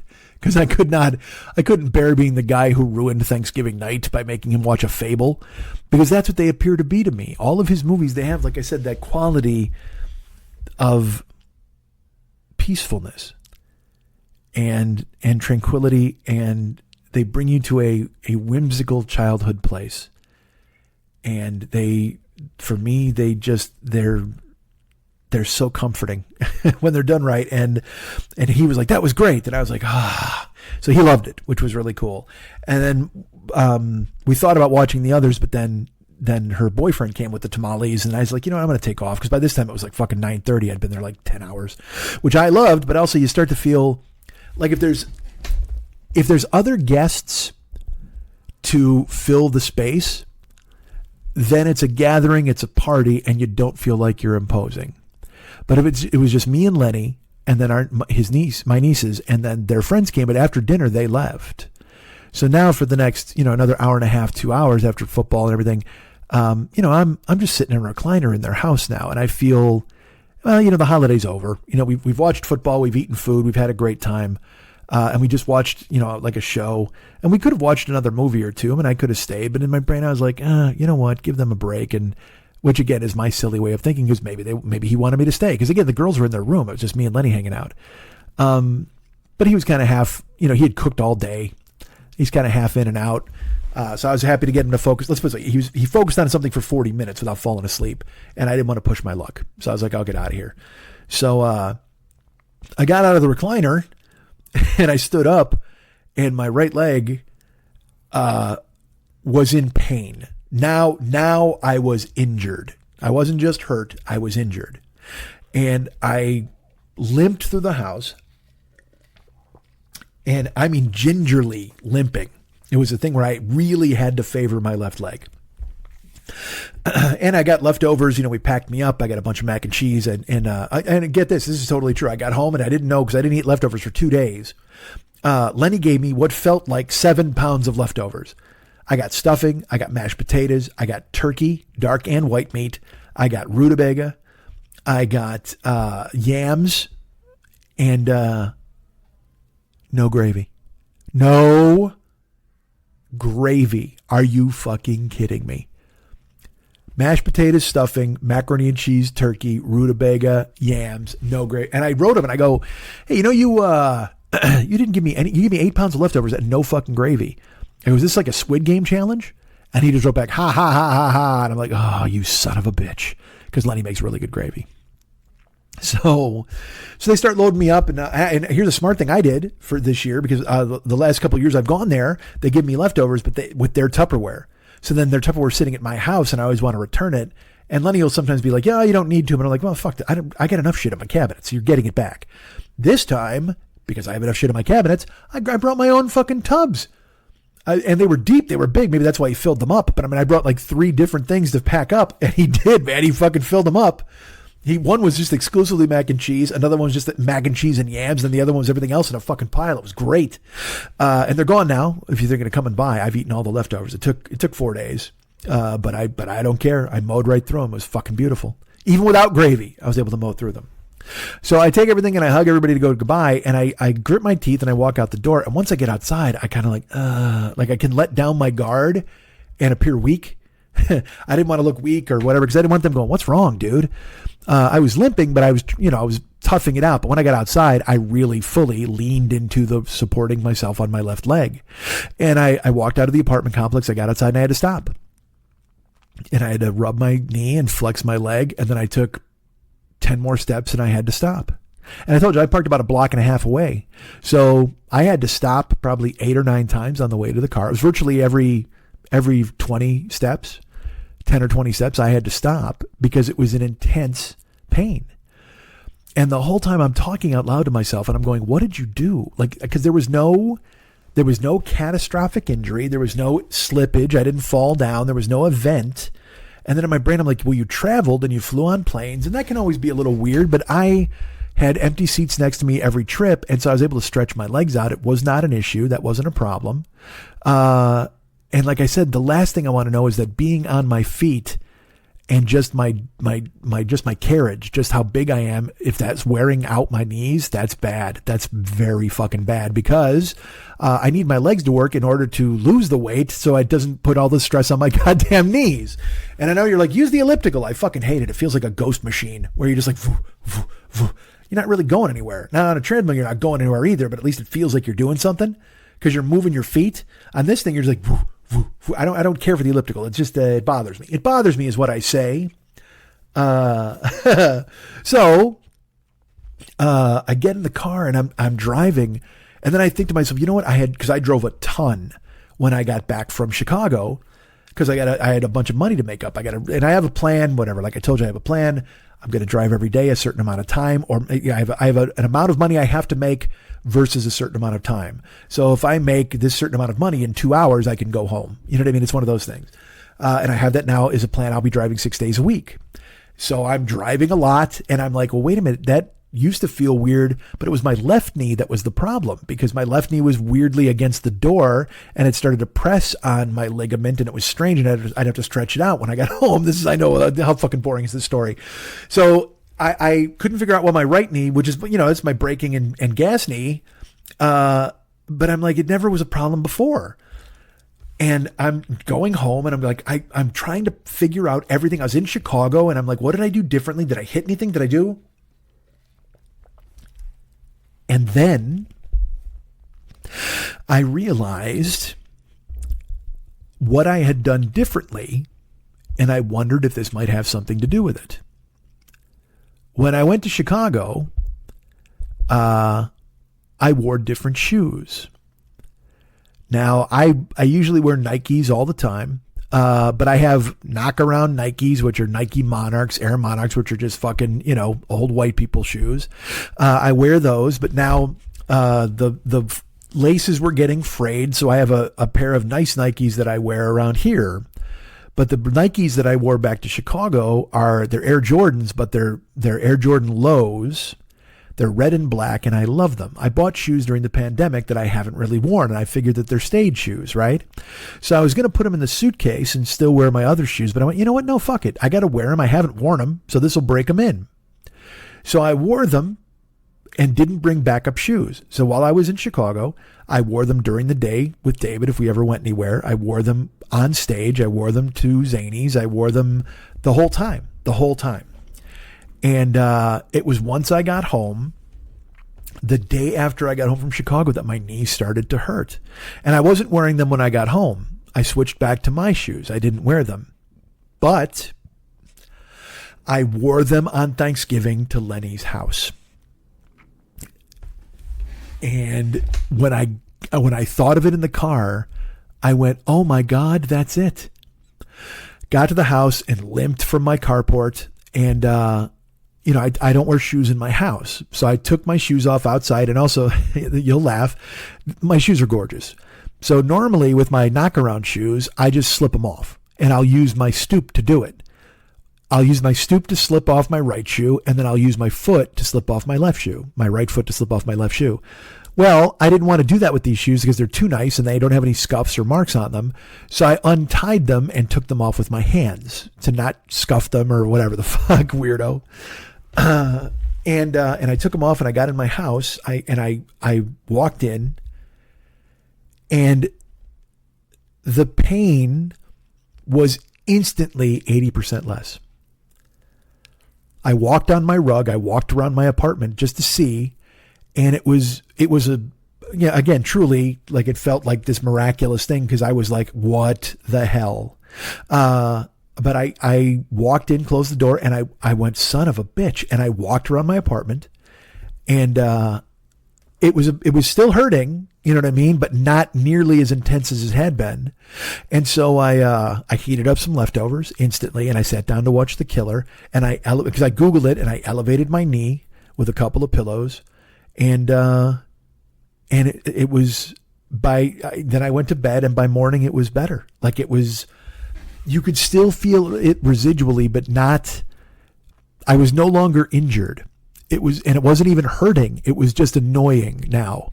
And I was like, son of a bitch. It was the fucking shoes, which made me laugh out loud, because Michael Jordan has sold $10 billion worth of Nikes with the slogan, it's got to be the shoes.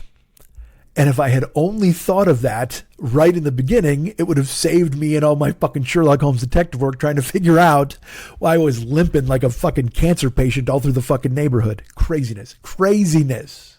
So I still have them, and I will wear them on stage. I just have to wear them judiciously. But also I'm terrified now because I have like 5 other pairs of Nikes that I have never worn that are still in the box. And I do I risk it? Do I become hurt? Do I become injured? And if I do I just look at people when I'm limping and just go, it's got to be the shoes? I don't fucking know. But it's a chance I got to take, because literally the only thing I bought during the pandemic was a TV and 6 pairs of fucking shoes. Not going to sell them. Can't get rid of them. Not a lot of people out there with big size 14s who want to fucking take them off my hands. Or my feet, I suppose. Good Lord. You guys can get me at Mike at MikeSchmidtComedy.com. You guys can be my friend at Facebook.com/the40-year-old boy. Is my throat burger? It seems like it would be. We've talked a while. Let me get a sip of water here. Can't savor this water. I've got to get it right down my gullet. All right. You guys can get me at Mike at MikeSchmidtComedy.com. You guys can be my friend at Facebook.com/the40-year-old boy. You can follow me at Twitter.com/the40-year-old boy, or unless you call it X. Zev Love X. Terminator X. Go ahead and follow me there at x.com/the40-year-old boy. I'm also available at Instagram, Snapchat, and TikTok. You can find me at those places at Mike40YOB. That's Mike40YOB. Check me out, man. I'm bad. I'm nationwide. And then I'm on Blue Sky. And I don't even know what the fuck that is. It's Mike40YOB, but it's also like, bluesky.fuck.backflip.fucking.edu. Whatever the fuck. So look me up on there if you want to follow me. That'd be cool. I have never posted. Not sure if I ever will. But I wanted to squat on the name before one of you out there took it and tried to sell it to me, because God knows it's worth something. Oh, you know what? Fuck, Van Halen. God damn it. Why did that pop in? Because I just looked down and I wrote it down. Did I talk about this? I might have even talked about this. Everybody's waiting for Wolfgang Van Halen and Alex Van Halen to go through Eddie's archives and release a bunch of stuff, and they haven't yet. And starting October 1st, somebody started releasing a bunch of unreleased Van Halen tracks and also isolated guitar tracks. It's phenomenal. If you go to YouTube, you want to go on a deep dive. I must have mentioned it last week because I talked so much about YouTube then. Whatever. So I don't want to bury it. So whatever. It's not even worth going into. But there's a lot of new Van Halen on YouTube, which is pretty wild. It's crazy. Go check it out. All right. Did you guys know that I'm part of the Misfit Toys Co-op? You should know that. I tell it to you all the time. I was going to say every week, but that's certainly not the case. But I am part of the Misfit Toys Co-op, along with the Todd Glass Show and Doug Loves Movies and Never Not Funny with our friends Jimmy and Matt and other people as well. And also the Mental Illness Happy Hour with our great friend Paul Gilmartin. And also Don't Cut the Red Wire with Danielle and Christine. You should check that show out too. It's fucking fantastic. So all of those shows are part of the Misfit Toys Co-op. All of them are out there for you to sample and peruse. Please go ahead and check them out where finer podcasts are given away or sold. And also other shows are out there. Our great friends at the Paranoid Strain, Fearful Jesuit and Dana Unicorn are out there. Go ahead and listen to their show, Paranoid Strain. The podcast available again wherever you get finer podcasts, wherever you can. My neighbor slamming his door. Wherever you get the best podcasts in the world. I believe Amazon. I believe Spotify. We're available at all those too. So you can also get the not best podcasts in the world there as well. But if you're looking solely for the best, you wanted the best, you got the best. The hottest podcast in the world, Paranoid Strain, with our friends Fearful Jesuit and Dana Unicorn. Go ahead and check it out and download it. It's fantastic. They do amazing work. And also our great friend David Hernandez, whom I may have mentioned earlier in the show, talented artist, wonderful podcaster, terrific singer. Just put up a video of my godson playing his fat belly guitar. And I mean, my godson is a fucking prodigy. It's ridiculous. And the thing is, he's going to be a businessman. You know what I mean? He's so good at everything, and he's going to be a businessman. So I have no doubts that he's going to be the greatest businessman who ever lived. But it's wild to me that he's going to be a businessman when he can just pick up any instrument and play it. Like a fucking, I don't give a shit if it's a guitar, a fat belly guitar, the drums, the keyboards, or an oboe. This kid can fucking wail. And he's going to instead sell shit and be amazing at it. He's so good. All right. So, the Phlegmcat podcast is out there. It's, and I think this week, David may, talk a little bit about when I was in Chicago. He might go ahead and do that. So, go catch up with him and the things that he has to say about me and, about him and just his fucking amazing show where he's got a million characters singing. He does music. incredibly talented and a fantastic friend, and I love him. Go check out his podcast, the Flemcat Podcast, available, again, wherever you find your best podcasts. Who wants to hire me for something? Is it you? Is it you? Who wants to hire me for Cameo? Hire me for a Cameo where I have to drink water right in front of your face 4 times because and blow my nose during a fucking Cameo. What a fucking mess. I used to say from the chest up, I was fucking awesome. And from the chest down, no great shakes. I'm starting to worry. My skull is starting to betray me with all sorts of my throat getting all fucked up. You know, I gotta do something in my fucking nose. What the hell's wrong with me? All right. But you can hire me for Cameo. Our great friend Manny Mo Garcia hired me again. I don't know why, but he did. And he wanted a mantra said, and I was able to say it as if I was doing an audiobook. And he's just the loveliest guy, the king of kings. And thank you so much for thinking of me. So out there, if you want to hire me, it is the Christmas season. If you want me to hang some mistletoe and kiss my phone, I'm happy to do it. You want me to talk about gifts or the best gifts I've ever received? You want me to hear about your best gifts? You want me to just read your Christmas list out loud? Or, you know what, wives, if you want me to do a cameo for your husbands along with what your Christmas list should entail, why not do that? I'm sure your husband wouldn't mind internet stranger knowing your most intimate details about the things you want for Christmas. You told him and not me? What the fuck? I have a story like that I'll tell you next week because we didn't get to it because I wound up talking about Chicago sports for 2 hours. So hire me for the Cameo. You can go to bookcameo.com or you can get the Cameo app on your phone and check that out. It's good stuff. It's wonderful. There's all sorts of amazingly talented celebrities on there whoring themselves out for $9. And I'm one of them. I'm happy to do it. So please go ahead and do this. Oh, I will tell you this too. I mentioned it. It's funny. I told Manny Mo on his thing. I don't get this, but I'm just going to say it. And look, this is all going to lead to me getting kicked off the platform. You recognize this. I recognize this. And yet, here comes a death wish. Manny was very kind and he hired me to do a cameo a while ago, a couple weeks ago. And then I did it. And then, I think I told you about the weird cut that I get now. Like I charge $25. I had to bump the price up to $25 because there's some weird Apple store fee. I don't even know what the fuck it is. But then Manny, on top of what he paid me, he tipped me. He tipped me an amount, which was really nice and very kind. And he did not have to do that, but he did it. And then I was notified by Cameo, you received this tip with the amount. And I was like, great. And I went to Cameo and they took a chunk of it. Cameo took a third of it, essentially. And in my brain, I was like, what? This is a tip. Like, this isn't even being paid to do the service. And I guess their thinking is, well, you wouldn't know about this if it wasn't for our service or whatever. But like in a restaurant, when you do tips, they're taxed. I mean, tips are taxed and all that shit. But it just seems like a tip should be a gratuity on top of something. It shouldn't be, they shouldn't, right? Am I wrong? I don't know. And I don't know the company. And believe me, like I said, I just read a New York Times article on them where, once they got famous, they bought a giant house, you know what I mean? With a slip and slide that went from Monrovia to fucking Valencia, so they're those guys. And so I guess, them pinching a third of whatever my tip was, it makes sense. But I had to admit, I was like, what the fuck, man? But again, I didn't invent, D-level celebrities sending you a happy birthday message. So what the fuck do I know? So if you want to hire me, I'm out there. Cameo. Go ahead and put it on your phone or whatever the fuck you want to do. Patreon.com/Mike40YOB is out there now if you want to become a Patreon person. Patreon.com/Mike40YOB. Get this. I'm going to say this right now. There's going to be a Patreon post this week. What the fuck? Now, did I say this last week? Because I was waiting for somebody to send me something and it did not arrive in time for me to do it.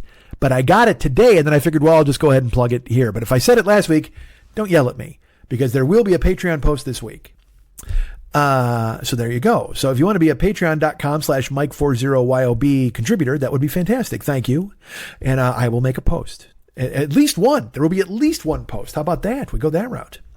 You want to just send dough instead of being a Patreon person, you go to MikeSchmidtComedy.com. In the upper right-hand corner, there's a little horn boy. It says donate.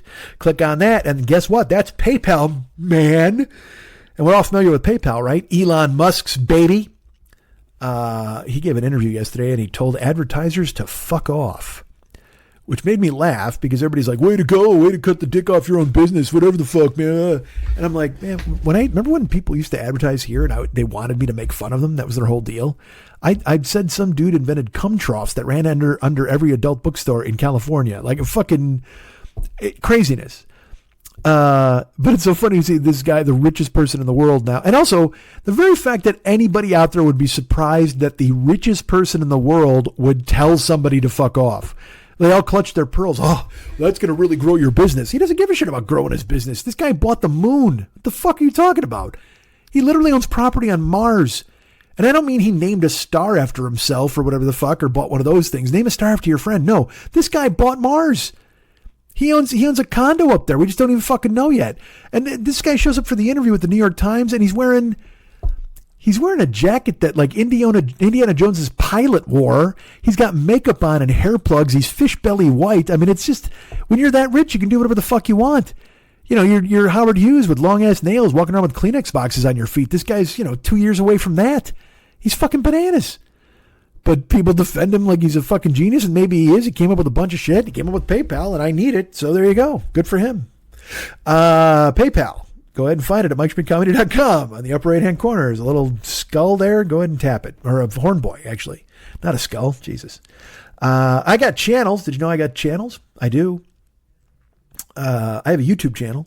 YouTube.com/the40year-old-boy. That's YouTube.com/the40year-old-boy. Go ahead and check it out. It's got all the archives of this show and a lot of other decrepit old stuff. I'm planning on streaming from YouTube at some point. There's all look, guys, it's all in the hopper. It's all in the hopper. Pinging around back and forth to and fro. All right. And then twitch.tv/the40year-old-boy. Still inactive right now. Still trying to figure that out. I'll tell you what, I'll do a stream from my phone this week at least. You know what I mean? Whether just a talking stream or a biting stream, whatever the fuck I got to do. But twitch.tv/the40year-old-boy is still there if you want to go and follow it. Just like you can follow on youtube.com, even though there's not, it's just the archives of the show. But if you do it, it lets them know I'm a hitter and people are subscribing, whatever the fuck. That'd be great. But yeah, youtube.com/the40year-old-boy, twitch.tv, the40year-old/the40year-old-boy. And I'll do a Twitch stream probably from my phone this week at some point. I wonder if I do it in my house. Does that make sense? Or do I got to go somewhere and do a Twitch stream? You guys want to, but see, that just seems dumb to walk around and be like, this is my neighborhood. You know, who are the people in your neighborhood? Although remember when I did episode 36, Vin? And I took you guys like to Lily's house and then we were by my place. Then we drove all over. That was fun. I had a good time doing that. Yet another experiment that went by the wayside, but I enjoyed it. It's out there to check out, I think, if you want to look at it. Is that on YouTube? Maybe it is. I don't remember. I know Gio helped me out with it, and he might have whacked those once he and I fucking had a falling out. So maybe those files have disappeared. I have no clue. But if they're still out there, you can check them out. All right. Twitch.tv/the40year-old-boy. YouTube.com/the40year-old-boy. And that's that, I guess. And look. Could I talk some more? I could, but then my throat would start bleeding as much as my nose does in the morning. I think I got to go soak my head. I got to go I got to pack it with gauze. That's what I'm going to do. I'm going to, you know what? Until the next podcast, but how am I going to drive if I do that? Maybe I just go Invisible Man. I just wrap my head up, like I said, in a mummy ball and just open the eyes and put some glasses over it and just fucking drive around. So nobody sees the expectorations or hears this gravelly fucking throat that I'm toting around these days. What the fuck happened to me, man? You know what? I know what's wrong with my nose, and it's tied into what's wrong with my throat. It's got to be the shoes. I'm an idiot. Thanks.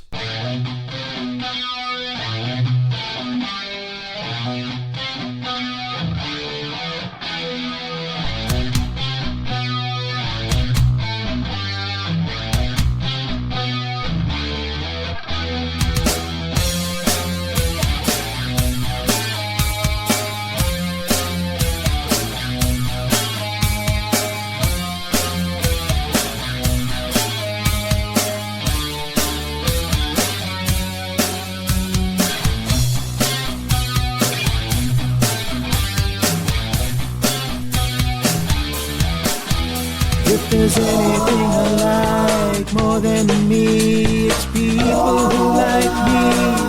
I love me, but if you love me, I love you. 'Cause you know why, we both love me. How great am I? Let's talk about that for a while, and by while, I mean forever.